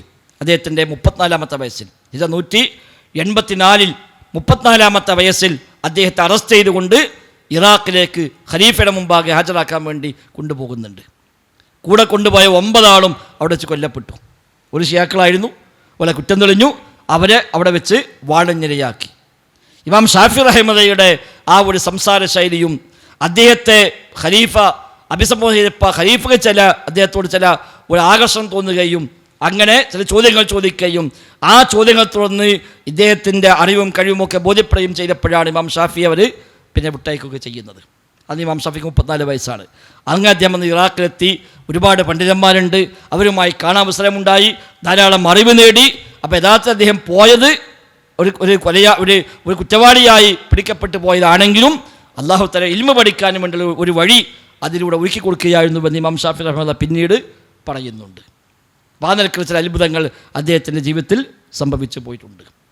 റബ്ബിൽ തവക്കുലാക്കി ആത്മാർത്ഥമായി ദീനിന് വേണ്ടി അദ്ദേഹം സേവനം ചെയ്തു. അവസാനം 49ാമത്തെ വയസ്സിൽ ഈജിപ്തിലേക്ക് മടങ്ങി. പിന്നെ അദ്ദേഹം യാത്ര പോയിട്ടില്ല. അദ്ദേഹത്തിന് പൈൽസ് ബാധിച്ച് ധാരാളമായി രക്തം വാർന്നു പോകുന്ന ഒരു രീതിയിലുണ്ടായിരുന്നു. കണ്ടമായ രക്തം പോയി ശരീരമൊക്കെ ആകെ ക്ഷീണിച്ച് യാത്ര ചെയ്യാൻ കഴിയാത്ത ഒരവസ്ഥയിലേക്ക് അദ്ദേഹം പിന്നീട് മാറി. അങ്ങനെ 5 കൊല്ലം അദ്ദേഹം ഈജിപ്തിൽ തന്നെ കഴിഞ്ഞുകൂടുകയാണ് ചെയ്യുന്ന അവസാനത്തെ 5 വർഷം. 54ാമത്തെ വയസ്സിൽ റജബ് അവസാനത്തെ ദിവസത്തിൽ രാത്രി ഇശാക്ക് ശേഷം അദ്ദേഹം വഫാത്താവുകയും ചെയ്തു. എപ്പോഴും മരണത്തെ ഓർക്കുകയും അതിനുവേണ്ടിയുള്ള തയ്യാറെടുപ്പ് നിർവഹിക്കുകയും ചെയ്യാറുണ്ട്. അദ്ദേഹം ആരോഗ്യമുള്ള കാലത്ത് കൂടി പലപ്പോഴും പോകുമ്പോൾ ഒരു വടി കൈക്കലുണ്ടാവുന്നതാണ്. ഇപ്പോൾ ചോദിക്കുന്നത് എന്തിനാ പങ്കെടുത്ത് വടി, കുത്തിപ്പിടിക്കാതായാലും വടി വേണം, നിങ്ങൾ വയസ്സായിട്ടൊന്നുമില്ല, പിന്നെ എന്തിനാ വടി? ഒന്നല്ല, ഞാൻ മുസാഫിറാണ് എന്ന് ഒരു ഓർമ്മ ഉണ്ടാവാനാണ്. ദുന്യാവുന്നൊരു മുസാഫിറാണ്, ഒരു യാത്ര പോവുകയാണ്. അപ്പോൾ ആ ഓർമ്മക്കാണ്, മറക്കാതിരിക്കാനാണ് ഒരു വടി കൈവശം എന്ന് അദ്ദേഹം പലപ്പോഴും പറയാറുണ്ട് എന്നാണ്. നേരത്തെ സൂചിപ്പിച്ചുവല്ലോ, അദ്ദേഹം ഈജിപ്തിലേക്ക് പോരുമ്പോൾ അദ്ദേഹം പറഞ്ഞു, എനിക്കറിയില്ല റബ്ബെന്നെ കൊണ്ടുപോകുന്നത് സൗകര്യങ്ങൾക്ക് വേണ്ടിയാണോ അല്ല അവിടുന്ന് മരിക്കാൻ വിധിണ്ടായിട്ട് അതിനുവേണ്ടി റബ്ബെന്നെ കൊണ്ടുപോവുകയാണോ എന്നെനിക്കറിയില്ല. രണ്ടും കിട്ടി. ഈജിപ്ത് അദ്ദേഹത്തിന് വന്ന വലിയ സ്വീകരണം കിട്ടി, എല്ലാവരും അദ്ദേഹത്തെ ഏറ്റെടുത്തു, ധാരാളം സൗകര്യങ്ങൾ അദ്ദേഹത്തിന് ലഭിച്ചു, കുറേയൊക്കെ അംഗീകാരങ്ങളും സാമ്പത്തിക ശേഷിയും എല്ലാം ഉണ്ടായി. അവിടെ വെച്ച് അദ്ദേഹം മരണപ്പെടുകയും ചെയ്തു. റജബിൽ അവസാനത്തെ ദിവസം ഇശാ നിസ്കാരം കഴിഞ്ഞതിന് ശേഷമാണ് അദ്ദേഹം മരിക്കുന്നത്. അത് ആ സമയത്ത് അദ്ദേഹത്തിൻ്റെ ശിഷ്യൻ, നേരത്തെ പറഞ്ഞ ഇമാം മുസ്നി റഹിമഹുല്ല, അദ്ദേഹം കാണാൻ വേണ്ടി വരുന്നുണ്ട്. സുഖമില്ല, പൈസ ബാധിച്ച് രക്തമൊക്കെ വാർന്നൊഴുകി വല്ലാതെ അവശനായി ഒന്നിനും കഴിയാത്ത അവസ്ഥ അദ്ദേഹം അന്ന് എത്തിയിട്ടുണ്ട്. അന്ന് അദ്ദേഹം കാണാൻ വരികയും കൈഫ് അസ്ബഹത്ത, എന്താണ് നിങ്ങളുടെ അവസ്ഥ എന്ന് ചോദിക്കുമ്പോൾ അദ്ദേഹം പറയുന്നുണ്ട്, എനിക്ക് തോന്നുന്നത് ഞാൻ ദുന്യാവിൽ നിന്ന് യാത്ര പോകാനായി എന്നാണ്. ദുന്യാവിൽ നിന്ന് പോകാറായി, എൻ്റെ കൂട്ടുകാരെയെല്ലാം പിരിയാറായി, മരണം ആസ്വദിക്കാറായി എന്നെനിക്ക് തോന്നുന്നു. എനിക്കറിയില്ല റബ്ബിൻ്റെ മുമ്പിലേക്ക് ചെന്നാൽ എൻ്റെ റൂഹ് സ്വർഗത്തിലേക്കാകുമോ പോവുക, അതല്ല നരകത്തിലേക്കാകുമോ പോവുക എന്നെനിക്കറിയില്ല എന്ന് അദ്ദേഹം അവസാനം അന്ന് ആ രാത്രി പറഞ്ഞ വാക്കുകൾ കാണാൻ കഴിയും. അദ്ദേഹം ധാരാളമായി കരയുകയും പടച്ച റബ്ബിനെ ഓർക്കുകയും ഇസ്തിഗ്ഫാർ നടത്തുകയും അദ്ദേഹം ഒരു കവിതയിലൂടെ അദ്ദേഹം പടച്ച റബ്ബേ, എൻ്റെ പാപങ്ങൾ ധാരാളമുണ്ട്, പക്ഷേ എൻ്റെ പാപങ്ങളും നിൻ്റെ അഫ്വും കൂടെ ഞാൻ ഒത്തുനോക്കുമ്പോൾ നിൻ്റെ അഫ്വാണ് എൻ്റെ പാപങ്ങളെക്കാൾ എത്രയോ മഹത്വമുള്ളത്. അതുകൊണ്ട് ഈ സാധുവായ അടിമക്ക് നീ മാപ്പ് നൽകണം എന്ന് പറഞ്ഞ് റബ്ബിനോട് ഇസ്തിഗ്ഫാർ നിർവഹിക്കുകയും ആ രാത്രി അദ്ദേഹം മരണപ്പെടുകയും ചെയ്തുവെന്നാണ്. ധാരാളം ഗ്രന്ഥങ്ങൾ അദ്ദേഹം സമൂഹത്തിന് കൈമാറിയിട്ടാണ് പോകുന്നത്. 100-ലേറെ കിതാബുകൾ ചെറുതും വലുതുമായി അദ്ദേഹം എഴുതിയിട്ടുണ്ട്. അത് നേരത്തെ പറഞ്ഞ പോലെ അഖീദയിൽ ഫിഖ്ഹിൽ, കർമ്മശാസ്ത്ര നിദാനശാസ്ത്രമായ ഉസൂൽ ഫിഖ്ഹിൽ എല്ലാം വ്യത്യസ്തമായ കൃതികൾ അദ്ദേഹത്തിനുണ്ട്. പല വിഷയങ്ങളിൽ പ്രത്യേകമായ രചന അദ്ദേഹം നിർവഹിച്ചിട്ടുണ്ട്. അതിൻ്റെ അഖീദ ശരിയായ അഹ്ലുസുന്നയുടെ അഖീദയായിരുന്നു. അഹ്ലുസുന്നയുടെ അഹ്ലുൽ ഹദീസിൻ്റെ വിശ്വാസമാണ്, പ്രത്യേകിച്ച് അസ്മാഉ സിഫാത്ത് വിഷയത്തിലൊക്കെ റബ്ബിൻ്റെ നാമഗുണ വിശേഷണങ്ങൾ അന്ന് മുഅ്തസിലികളും ജഹ്മികളും ജബരികളും ജഅദികളും ഖദരികളും എല്ലാം സജീവമായി ഉള്ള കാലഘട്ടമാണ് ഇമാം ഷാഫി ജീവിച്ച കാലഘട്ടം. എന്നാൽ ആ പിഴച്ച അഖീദയിൽ നിന്നും പെട്ടുപോകാതെ ശരിയായ വിശ്വാസം തന്നെ സ്വീകരിക്കുകയും അഹ്ലുസുന്നയുടെ തനതായ വിശ്വാസം അദ്ദേഹം സ്വീകരിച്ചുകൊണ്ടാണ് അദ്ദേഹം ഈ ലോകത്ത് ജീവിച്ചു പോയത്. നമ്മുടെ നാട്ടിൽ ഇപ്പോഴും ഫിഖ്ഹിൽ ഷാഫി മദ്ഹബ് സ്വീകരിക്കുന്ന ആളുകൾ അഖീദയിൽ അശ്അരിക്ക പോവുക. ഷാഫി ഇമാമിൻ്റെ അഖീദ അവർ സ്വീകരിക്കുന്നില്ല. കാരണം ഷാഫി ഇമാമിൻ്റെ അഖീദ ഇവർക്ക് സ്വീകരിക്കാൻ പറ്റില്ല. ഇമാം ഷാഫിയുടെ അഖീദ എല്ലാം നമ്മുടെ നാട്ടിലെ ഷാഫി മദ്ഹബുകാർ സ്വീകരിക്കുന്നത്. അതുകൊണ്ടാണ് കർമ്മശാസ്ത്രത്തിൽ ഷാഫി മദ്ഹബ് എന്ന് പറയും. വിശ്വാസ രംഗത്ത് അശ്അരി മാതുരിദി രണ്ടാലും ഒന്നെന്ന് അറിയാം. അവിടെ ഇമാം ഷാഫിയെ സ്വീകാര്യമല്ല. ഇമാം ഷാഫി മാത്രമല്ല, ഇമാം അബൂ ഹനീഫയും ഇമാം ഷാഫിയും ഇമാം അഹ്മദും ഇമാം മാലിക്കുമെല്ലാം അഹ്ലുസുന്നയുടെ ശരിയായ വിശ്വാസം സ്വീകരിക്കുകയും അത് ആളുകൾക്ക് പഠിപ്പിച്ചു കൊടുക്കുകയും ചെയ്തവരാണ് അവരൊക്കെ. അതുകൊണ്ട് തന്നെയായിരിക്കാം ആ നാലാളുടെ അഖീദയെല്ലാം ഇന്നും സമൂഹത്തിലെ അഖീദയായിട്ട് പ്രചരിപ്പിക്കപ്പെടുന്ന. പകരം അശ്അരി മാതുരിദി എന്ന രണ്ട് അഖീദകൾ, മുഅ്തസിലിയത്തുമായി ബന്ധമുള്ള, ഇൽമുൽ കലാമുമായി ബന്ധമുള്ള പിഴച്ച വിശ്വാസ മേഖല ഉൾക്കൊള്ളുന്നതാണ് ഇന്നും നമ്മുടെ നാട്ടിൽ അഖീദയായി ഷാഫികൾ എന്ന് പറയുന്നവർ പോലും സ്വീകരിച്ചു പോകുന്നത്. ആ രംഗത്ത് മാത്രം പിൽക്കാലത്ത് ഗ്രന്ഥങ്ങൾ ഉണ്ടായിട്ടുണ്ട്. കർമ്മശാസ്ത്ര മേഖലകളിൽ ഈ 4 ഇമാമിയങ്ങളുടെ വിശ്വാസ മേഖല എന്തായിരുന്നു എന്ന് പഠിപ്പിക്കുന്ന, അവിടെ വ്യത്യസ്ത കൃതികളിൽ നിന്ന് അവരുടെ ഉദ്ധരണികളെ കണ്ടെത്തിക്കൊണ്ട് ശിഷ്യന്മാർ അവരെക്കുറിച്ച് പറഞ്ഞത് എടുത്തു ധരിച്ചുകൊണ്ടൊക്കെ ഇവരുടെ അഖീദയെ പ്രത്യേകം ക്രോഡീകരിച്ചുകൊണ്ട് തന്നെ പിൽക്കാലത്ത് വന്നവർ പിന്നീട് ഗ്രന്ഥങ്ങൾ പോലും രചിച്ചതായി കാണാൻ കഴിയും. ധാരാളം ഗ്രന്ഥങ്ങൾ ഉമ്മത്തിന് കൈമാറിയിട്ട് അദ്ദേഹം പോയത് പടച്ച റബ്ബിൻ്റെ ഒരു കബൂലിയത്ത് ഇമാം ഷാഫിക്ക് ലഭിച്ചിട്ടുണ്ട് എന്ന് പൊതുവെ പ്രത്യക്ഷത്തിൽ നമുക്ക് മനസ്സിലാകുന്നു. ബാക്കി അല്ലാഹു അഅലം. അദ്ദേഹത്തിൻ്റെ കൃതികൾക്ക്, അദ്ദേഹത്തിൻ്റെ അറിവുകൾക്കെല്ലാം വലിയ സ്വീകാര്യത കിട്ടുകയും ധാരാളം ശിഷ്യന്മാർ ഉണ്ടാവുകയും ആ ഇൽമ് ഇന്നും ലോകവ്യാപകമായി അങ്ങനെ കൈമാറി പോവുകയും ചെയ്തുകൊണ്ട് ഇന്നും ഇമാം ഷാഫിയുടെ കിതാബുകൾ പഠിപ്പിക്കപ്പെടാത്ത മതസ്ഥാപനങ്ങളില്ല. ഇമാം ഷാഫിയുടെ പേര് പറയാത്ത മതവിദ്യാർത്ഥികളില്ല. ഇമാം ഷാഫിയെ അവലംബിച്ചുകൊണ്ട് ദീനു പറയാത്ത വേദികളില്ല. നമ്മുടെ ഈ ക്ലാസ് പോലും അദ്ദേഹത്തെക്കുറിച്ച് സംസാരമായി മാറിയല്ലോ. അതൊക്കെ റബ്ബൊരാൾക്ക് ഒരു കബൂലിയത്ത്, ഒരു സ്വീകാര്യത നൽകുന്നുവെന്നതിൻ്റെ പ്രത്യക്ഷമായ അടയാളങ്ങളായി എണ്ണപ്പെടുന്ന കാര്യങ്ങളാണ്. ബാക്കി റബ്ബിനെ അറിയൂ, നമുക്കൊരാളെ കുറിച്ച് തീർത്ത് പറയാൻ സാധ്യമല്ല. ഹിജ്റ 204 തൻ്റെ 54-ാമത്തെ വയസ്സിൽ അദ്ദേഹം വഫാത്തായി. ഈജിപ്തിൽ അദ്ദേഹത്തെ മടമാടപ്പെട്ടു. ഇതാണ് മൊത്തത്തിൽ ഇമാം ഷാഫി റഹ്മത്തുള്ളാഹിയുടെ ഒരു ജീവിതത്തിൻ്റെ ഒരു ആകത്തുക. ഏതായിരുന്നാലും ധാരാളം വലിയ പാഠങ്ങൾ നമുക്ക് ആ മഹാനുഭാവനിൽ നിന്ന് പഠിക്കാനുണ്ട്. അദ്ദേഹത്തിന് ശേഷം വന്ന എല്ലാ പണ്ഡിതന്മാർക്കും ഇമാം ഷാഫിയുമായി ഒരു ബന്ധം, ഒരു കടപ്പാട് ഇല്ലാതിരിക്കില്ല എന്നാണ് പിന്നീട് വന്നവർ രേഖപ്പെടുത്തി പോയത്. കാരണം എല്ലാം അദ്ദേഹത്തെ അറിവുമായി കണക്റ്റഡാണ്. ഹദീസാണെങ്കിലും ഉസുൽ ഹദീസാണെങ്കിലും ഫിഖ് ആണെങ്കിലും ഉസുൽ ഫിഖ് ആണെങ്കിലും അതൊക്കെ ഇമാം ഷാഫിയുടെ അറിവുമായി കണക്ട് ചെയ്തുകൊണ്ടല്ലാതെ അത് ശേഷം പിന്നെ ഒരാളിലേക്കും അത് കൈമാറി പോന്നിട്ടില്ല. അതുകൊണ്ടാണ് പിന്നീട് വന്ന ആരും ഇമാം ഷാഫിയുമായി ആ വിഷയത്തിൽ കടപ്പെട്ടവരാകുന്നു. പ്രത്യേകിച്ച് നിദാനശാസ്ത്രങ്ങളിൽ, ഉസൂലുകളിൽ, ഖവായിദുൽ ഫിഖ്ഹിയ പോലെയുള്ള ഉസൂൽ ഫിഖ് പോലെയുള്ള മേഖലകളിൽ ഇമാം ഷാഫിയുമായി കടപ്പെടാത്ത ഒരാളും തന്നെ അതിന് ശേഷമുള്ളവർ ഇല്ല.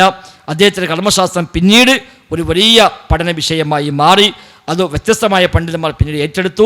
അങ്ങനെയാണ് മദ്ഹബു ഷാഫി മദ്ഹബ് എന്ന പേരിൽ കർമ്മശാസ്ത്രത്തിൽ ഒരു മദ്ഹബ് തന്നെ പിന്നീട് രൂപപ്പെട്ടു വരികയും നവവി ഇമാമിനെ പോലെയുള്ള റാഫി ഇമാമിനെ പോലെയുള്ള വ്യത്യസ്തമായ പണ്ഡിതന്മാർ പിൽക്കാലത്ത് അത് കൈകാര്യം ചെയ്യുകയും വസാലി റഹിമഹുല്ല അതിന് കൃത്യമായ ഒരു ഊടുംപാവും ഉണ്ടാക്കി കൊടുക്കുകയും ഒക്കെ ചെയ്യുക വഴി ഷാഫി മദ്ഹബ് എന്നത് പിന്നീട് ഒരു മദ്ഹബായി രൂപപ്പെട്ടു വന്നൊക്കെ ഇമാം ഷാഫിയുടെ കാലശേഷമാണ്. ഏതായിരുന്നാലും അള്ളാഹുവിന്റെ ദീനിന് വേണ്ടി നിസ്വാർത്ഥമായി സേവനം ചെയ്തുവെന്നാണ് അദ്ദേഹത്തിൻ്റെ ചരിത്രത്തിൻ്റെ ബാഹ്യത്തിൽ നമുക്ക് മനസ്സിലാകുന്നത്. ബാക്കി അറിയുന്നവൻ റബ്ബ് സുബ്ഹാനഹു വ തആലയാണ്. അവരെല്ലാം നമുക്ക് പാഠമുണ്ട്. ആ പാഠങ്ങൾ ഉൾക്കൊണ്ടുകൊണ്ട് നമ്മുടെ ജീവിതത്തിലേക്ക് അതിൽ നിന്ന് സ്വീകരിക്കാൻ ഉള്ള എന്തെല്ലാമുണ്ടോ അതെല്ലാം സ്വീകരിക്കാൻ നാം പരിശ്രമിക്കുക. തെറ്റുപറ്റാത്ത ആരുമില്ല, എല്ലാവരും മനുഷ്യന്മാരാണ്. അമ്പിയാക്കൾ മാത്രമാണ് മഅ്സൂമീങ്ങൾ, തെറ്റുപറ്റാത്തവർ. അല്ലാത്ത ആർക്കും അബദ്ധങ്ങൾ വന്നേക്കാം, അബദ്ധമില്ലാത്ത ഒരാളും തന്നെ ഇല്ല. അത് സ്വാഭാവികമായി ഇമാം ഷാഫിക്കും വന്നേക്കാം.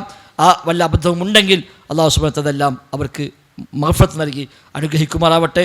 നമുക്കെല്ലാം അഹ്ലുസുന്നയുടെ ഇമാമിങ്ങളെ കൂടെ റബ്ബ് സുബ്ഹാനഹു വ തആല റബ്ബിൻ്റെ ജന്നാത്തുൽ ഫിർദൗസിൽ ഒരിടം നൽകി അനുഗ്രഹിക്കുമാറാവട്ടെ. ആമീൻ. റബ്ബന ആതിന ഫിദ്ദുനിയ ഹസന വഫിൽ ആഖിറതി ഹസന വഖിന അദാബന്നാർ. റബ്ബന തഖബ്ബൽ മിന്ന ഇന്നക അൻതസ് സമീഉൽ അലീം വതുബ് അലൈനാ ഇന്നക അൻതത് തവ്വാബുർ റഹീം. അത്യാവശ്യം വല്ലതും ഉണ്ടെങ്കിൽ ഒന്നോ രണ്ടോ ചോദ്യം വേണമെങ്കിൽ ചോദിക്കാം. ഉണ്ടാക്കി ചോദിക്കേണ്ട, ഉണ്ടെങ്കിൽ മാത്രം.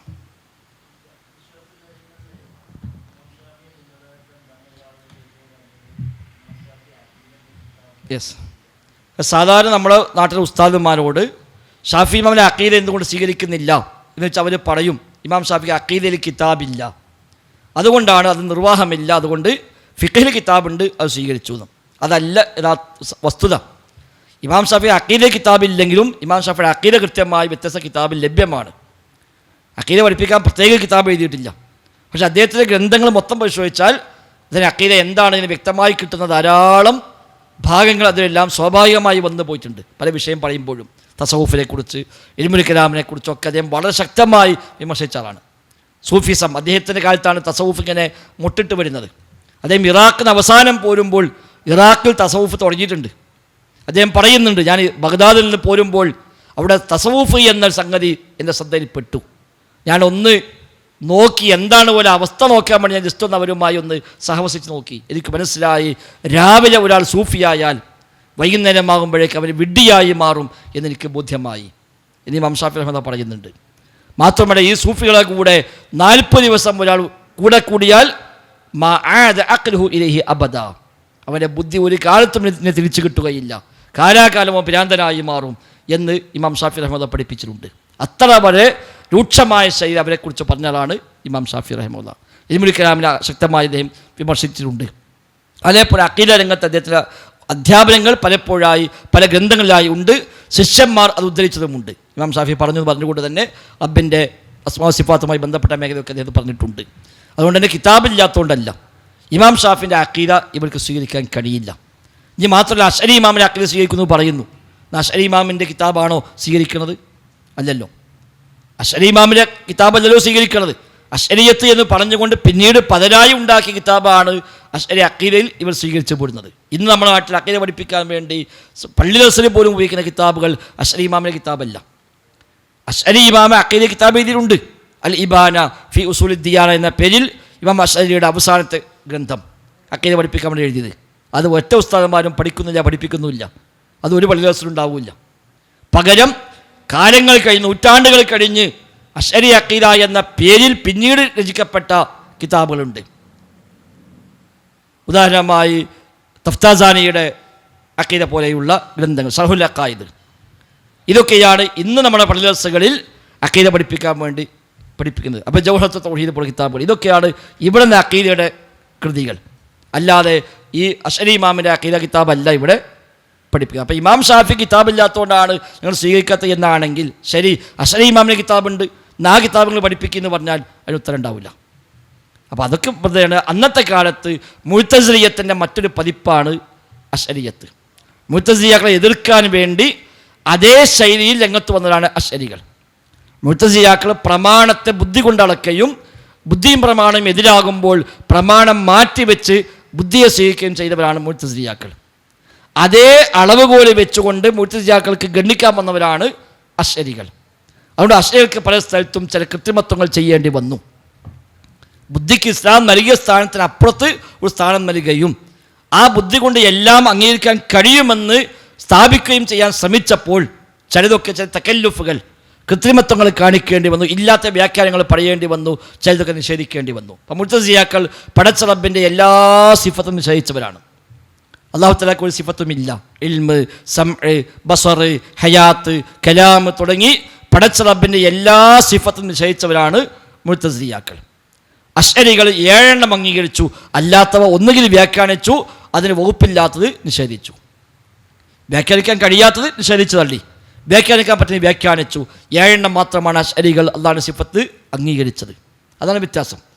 മാതുരീദികൾ അശ്അരികൾ അംഗീകരിക്കാത്ത ചില ഏരിയകൾ അവർ അംഗീകരിക്കും, അവരംഗീകരിക്കാത്ത ചില ഏരിയകൾ അശ്അരികൾ അംഗീകരിക്കും. ഇതാണ് അവർ തമ്മിലുള്ള വ്യത്യാസം. അപ്പോൾ ആ വിശ്വാസമാണ് ഒരു കാലഘട്ടത്തിൽ പ്രചരിപ്പിക്കപ്പെട്ടത്. അത് അഹ്ലുൽ ഹദീസിൻ്റെ വിശ്വാസമല്ല, അഹ്ലുൽ അസറിൻ്റെ വിശ്വാസമല്ല, അത് സലഫുകളുടെ വിശ്വാസമല്ല, അത് ഇവരും അംഗീകരിക്കും. ഇപ്പം ഇവർ പഠിപ്പിക്കുന്ന ഈ അഖീദ സഹുൽ അഖായിദ പോലുള്ള കിതാബുകളിൽ, ജൗഹറത്ത് തൗഹീദ് പോലുള്ള കിതാബുകളിൽ ഒക്കെ പറയുന്ന ഒരു അടിസ്ഥാനമാണ് സലഫുകളുടെ അഖീദയാണ് ഏറ്റവും സൂക്ഷ്മമായത്, എന്നാൽ ഖലഫുകളുടെ അഖീദയാണ് ഏറ്റവും ഇൽമിനോട് യോജിക്കുന്നത്. സലഫുകളുടെ മുൻഗാമികളുടെ അഖീദയാണ് അഅ്ലമു വഅഹ്കം, ഇൽമുള്ള ഏറ്റവും ശരിയായ വിജ്ഞാനത്തോട് യോജിക്കുന്ന അഖീദ മുൻഗാമികളുടെ. എന്നാൽ ഖലഫുകളെ പിൽക്കാലക്കാരുടെ അഖീദയാണ് അഹ്കമു വ അഹ്വത്ത്, ഏറ്റവും സൂക്ഷ്മത നിറഞ്ഞത് എന്നാണ്. അത് ശരിയല്ലല്ലോ, ഏറ്റവും ഇൽമുള്ളതാണ് ഏറ്റവും സൂക്ഷ്മമായി മാറുക. അപ്പോൾ പിൽക്കാലക്കാർ സ്വീകരിക്കാൻ വേണ്ടി കണ്ടെത്തിയ മാർഗമാണ്. മുൻഗാമികളുടെ ഇൽമുള്ളതാണ്, പക്ഷേ സൂക്ഷ്മത കുറവാണ്.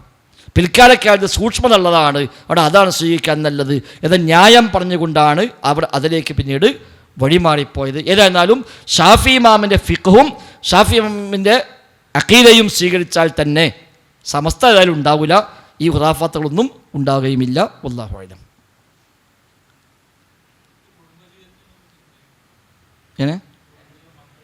ഇമാം ഷാഫിക്ക് മക്കളുണ്ട്, ഭാര്യയുണ്ട്.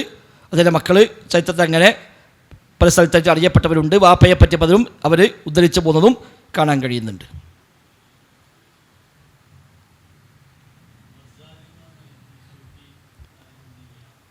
അതെ, ഗസാലി ഇമാം സൂഫിസം അംഗീകരിച്ചതാണ്. ഗസാലി ഇമാം ഹിജ്റ 505 മരിക്കുന്നത്. ഇമാം ഷാഫി 204 ഗസാലി ഇമാം 505. വിശ്വാസ രംഗത്ത് അദ്ദേഹത്തിന് ചില അബദ്ധങ്ങൾ സംഭവിച്ചു, തസൗഫിൻ്റെ വഴിയെ പോയി. ഗസാലി റഹിമഹുല്ല 10 കൊല്ലം എല്ലാം ഒഴിവാക്കി പോയതാണ്. ക്ലാസ്സൊക്കെ നിർത്തി തസൗഫിലൂടെ സഞ്ചരിച്ച് ക്ലാസ്സും ഗ്രന്ഥരചനയും എല്ലാം അവസാനിപ്പിച്ചിട്ട് 10 കൊല്ലം അദ്ദേഹം അങ്ങനെ കാട് കയറിപ്പോയാണ് ഗസാലി ഇമാം. പിന്നീടാണ് തിരിച്ചു വരുന്നതൊക്കെ. അദ്ദേഹം തസൗഫിൻ്റെ ആളാണ്, ഇൽമുൽ കലാമിൻ്റെ ആളാണ് എന്നു മാത്രമല്ല എല്ലാ വഴിക്കും പോയ ആളാണ്. അത് അദ്ദേഹം തന്നെ അവസാനം പറയുന്നുണ്ട്. അവസാന കാലത്ത് അദ്ദേഹം തന്നെ അത് പറയുന്നത്, അളവിനോടുള്ള സ്നേഹം കാരണം ക്വാളിറ്റിയും ക്വാണ്ടിറ്റിയും പരിഗണിക്കാതെ എല്ലാത്തിൻ്റെയും പിന്നാലെ പോയി അതിൽ അബദ്ധത്തിൽ പെട്ടുപോയതാണ് ഗസാലി റഹിമഹുല്ലാഹ്. അവസാനം തൗബ ചെയ്തു, അവസാനം വെച്ച് മരിക്കുന്ന മുമ്പ് തൗബ ചെയ്തിട്ട് മടങ്ങിയിട്ടാണ് അദ്ദേഹം മരിക്കുന്നതൊക്കെ. അതുകൊണ്ട് തന്നെ അഖീദയിൽ അദ്ദേഹത്തിന് ധാരാളം അബദ്ധങ്ങൾ സംഭവിച്ചിട്ടുണ്ട്. തസൗഫാണ് സ്വീകരിച്ചത്. എന്നാൽ ഫിഖ്ഹിൽ അദ്ദേഹം വലിയ അഗ്രഗണ്യനാണ്. ഷാഫി മദ്ഹബിലെ കർമ്മശാസ്ത്രത്തിൽ വലിയ അഗ്രഗണ്യനാണ്. കർമ്മശാസ്ത്രത്തിലും കർമ്മശാസ്ത്ര നിദാനശാസ്ത്രത്തിലും അദ്ദേഹം ധാരാളം ഗ്രന്ഥങ്ങൾ എഴുതിയിട്ടുണ്ട്. അൽ ബസീത്ത് പോലെ ഒക്കെയുള്ള ഗ്രന്ഥങ്ങൾ അദ്ദേഹം ഫിഖ്ഹിലെ വലിയ വലിയ ഗ്രന്ഥങ്ങളാണ്. അദ്ദേഹത്തെ മുസ്തസ്ഫ ഉസൂൽ ഫിഖ്ഹിലെ ഏറ്റവും വലിയ ഗ്രന്ഥമാണ്. അദ്ദേഹം അവസാനം ഇൽമുൽ കലാമുമായി ബന്ധപ്പെട്ട് അതിനെതിരായി കിതാബ് എഴുതിയതാണ് ഇൽജാമുൽ അവാം എന്ന പേര് അദ്ദേഹം എഴുതിയ അവസാനത്തെ കിതാബാണ് ഇൽജാമുൽ അവാം. ഇൽമുൽ കലാമിൽ നിന്ന് സാധാരണക്കാരെ തടയാൻ വേണ്ടി അദ്ദേഹം എഴുതിയ ഗ്രന്ഥമാണ്. ഏറ്റവും അവസാനത്തെ കൃതിയാണ് ഇൽജാമുൽ അവാം. പക്ഷേ അദ്ദേഹം അവസാനം തൗബ ചെയ്തു മടങ്ങി. ഏത് മനുഷ്യന്മാരാകുമ്പോഴും ചില അബദ്ധങ്ങൾ ഉണ്ടാകും. ഇഹ്യാ ഉലൂമുദ്ദീൻ തസവുഫ് അദ്ദേഹം സമൂഹത്തേക്ക് എഴുതാൻ കൊടുക്കാൻ വേണ്ടി എഴുതിയ കിതാബാണ്. ഏറ്റവും അപകടം പിടിച്ച കിതാബ് ഇഹ്യാ ഉലൂമുദ്ദീനാണ്. മാത്രവുമല്ല ഒരു കാലഘട്ടത്തിൽ ഇസ്ലാമിക ഭരണകൂടം ഇഹ്യാ ഉലൂമുദ്ദീൻ നിരോധിച്ച രാജ്യങ്ങൾ വരെ ഉണ്ടായിട്ടുണ്ട്. ഇബ്നു കസീർ റഹ്മത്തുള്ളാഹി അൽ ബിദായത്ത് വന്നിഹായയിൽ അദ്ദേഹം 12-ാമത്തെ വാള്യത്തിൽ ഗസാലിയെ പറ്റി പറയുന്ന ഭാഗമുണ്ട്. അവിടെ ഇബ്നു കസീർ റഹ്മത്തുള്ളാഹി ഇമാം മാസിരിയിൽ ഉദ്ധരിച്ചുകൊണ്ട് പറയുന്നുണ്ട്, ഇമാം മാസിരി റഹ്മത്തുള്ളാഹി അന്ന് ഫത്വ പോലും കൊടുത്തു, ഇഹ്യാ ഉലൂമുദ്ദീൻ കത്തിച്ചു കളയണം, ഒറ്റ വീട്ടിലും ഇഹ്യ ഉണ്ടാകാൻ പാടില്ല. അങ്ങനെ അവസാനം ഗവൺമെൻറ് അത് ഏറ്റെടുത്തു. ഗവൺമെൻറ് ഓർഡർ ഇട്ടു, ഒരു അവസാനത്തെ ഒരു കട്ട് ഓഫ് ഡേറ്റ് കൊടുത്തു. ആ ഡേറ്റിന് മുമ്പ് ആരൊക്കെ വീട്ടിൽ ഇഹ്യ ഉണ്ടോ ആ ഇഹ്യ എല്ലാം ഇവിടെ സർക്കാർക്ക് ഏൽപ്പിക്കണം. അതിന് ശേഷം വല്ല വീട്ടിൽ നിന്നും ഇഹ്യ പിടിച്ചാൽ കേസാവും എന്ന് വരെ വന്ന ഘട്ടമുണ്ടായിട്ടുണ്ട്. അങ്ങനെ എല്ലാവരും ഇഹ്യയും അവിടെ കൊണ്ടുവന്നു. ജുമാക്ക് ശേഷം പരസ്യമായി പള്ളിൻ്റെ മുറ്റത്ത് ഒന്നാക്കി തീ കൊടുത്തു, നമുക്കിത് വേണ്ടാറ്. അന്ന് ഇമാം മാസിരി റഹ്മത്തുള്ളാഹി പറഞ്ഞത് കാണാം, ഇത് ഇഹ്യാ ഉലൂമി ദീനിഹി, ഇത് ഗസാലിൻ്റെ ദീന് ജീവിപ്പിക്കാനുള്ളതാണ്, അള്ളാഹുവിൻ്റെ ദീനുള്ളതല്ല. ഫഅമ്മാ ദീനുന, നമ്മുടെ ദീന് ഫഇഹ്യാ ഉലൂമിഹി, അതിൻ്റെ ഇൽമ് ഇഹ്യാ ചെയ്യാൻ ഫബി കിതാബില്ലാ വബി സുന്നത്തി റസൂലില്ലാ, പിന്നെ അള്ളാഹിൻ്റെ കിതാബ് റസൂലിൻ്റെ സുന്നത്തും മതി, ഇത് വേണ്ട എന്നാണ് ഇമാം മാസിരി റഹിമഹുല്ലാഹ് അന്ന് നൽകിയ ആഹ്വാനം. അതുപ്രകാരം ഒരു ഘട്ടത്തിൽ എല്ലാ ഇഹ്യയും നിരോധിക്കുകയും ഇഹ്യ കണ്ടാൽ കേസാകുന്ന അവസ്ഥ വരെ ഉണ്ടാകുകയും ചെയ്ത പ്രദേശങ്ങൾ വരെ ആ കാലഘട്ടത്തിൽ ഉണ്ടായിട്ടുണ്ട് എന്ന് ഇബ്നു കസീർ റഹിമത്തുള്ളാഹിയുടെ അൽ ബിദായത്ത് വന്നിഹായ 12-ാം വാള്യത്തിൽ ഗസാലിയെ പറ്റി പറയുന്ന ആ ഭാഗത്ത് നമുക്ക് വായിക്കാൻ സാധിക്കും. മനുഷ്യന്മാരാണ്, അബദ്ധങ്ങൾ ആർക്കും സംഭവിക്കാം. അതാണ് അദ്ദേഹത്തിന് സംഭവിച്ചത്. അവസാനം വെച്ച് അദ്ദേഹം തൗബ ചെയ്തു. സ്വഹീഹ് ബുഖാരി നെഞ്ചോട് ചേർത്ത് വെച്ചുകൊണ്ടാണ് അദ്ദേഹം മരിക്കുന്നത് എന്നൊക്കെ ചരിത്രത്തിൽ കാണുന്നു. വല്ലാഹു അഅലം. ഓക്കെ, അൽഹംദുലില്ലാഹ് ഖൈർ. ഏതായിരുന്നാലും അടുത്ത മാസം തുടർച്ചയായി നമുക്ക് ഇമാം മുഹമ്മദിനെ കുറിച്ച് ഇൻഷാ അല്ലാഹ് പഠിക്കാം. നമ്മുടെ ഈമാൻ വർദ്ധിക്കാനും നമ്മുടെ ജീവിതത്തിൽ കുറച്ചുകൂടെ ഒരു സൂക്ഷ്മത ഉണ്ടാകാനുമെല്ലാം ഒന്നാമതായി പറയുന്ന എനിക്കും ശേഷം കേൾക്കുന്നവർക്കുമെല്ലാം ഇത് നിമിത്തമായി മാറണം. റബ്ബ് സുബ്ഹാനഹു വ തആല പറഞ്ഞതിനും കേട്ടതിനും ഉപരി അമലാക്കി മാറ്റാൻ നമുക്കെല്ലാം തൗഫീഖ് നൽകി അനുഗ്രഹിക്കുമാറാവട്ടെ. ആമീൻ. ബറക്കല്ലാഹു ഫീന ജമീഅ.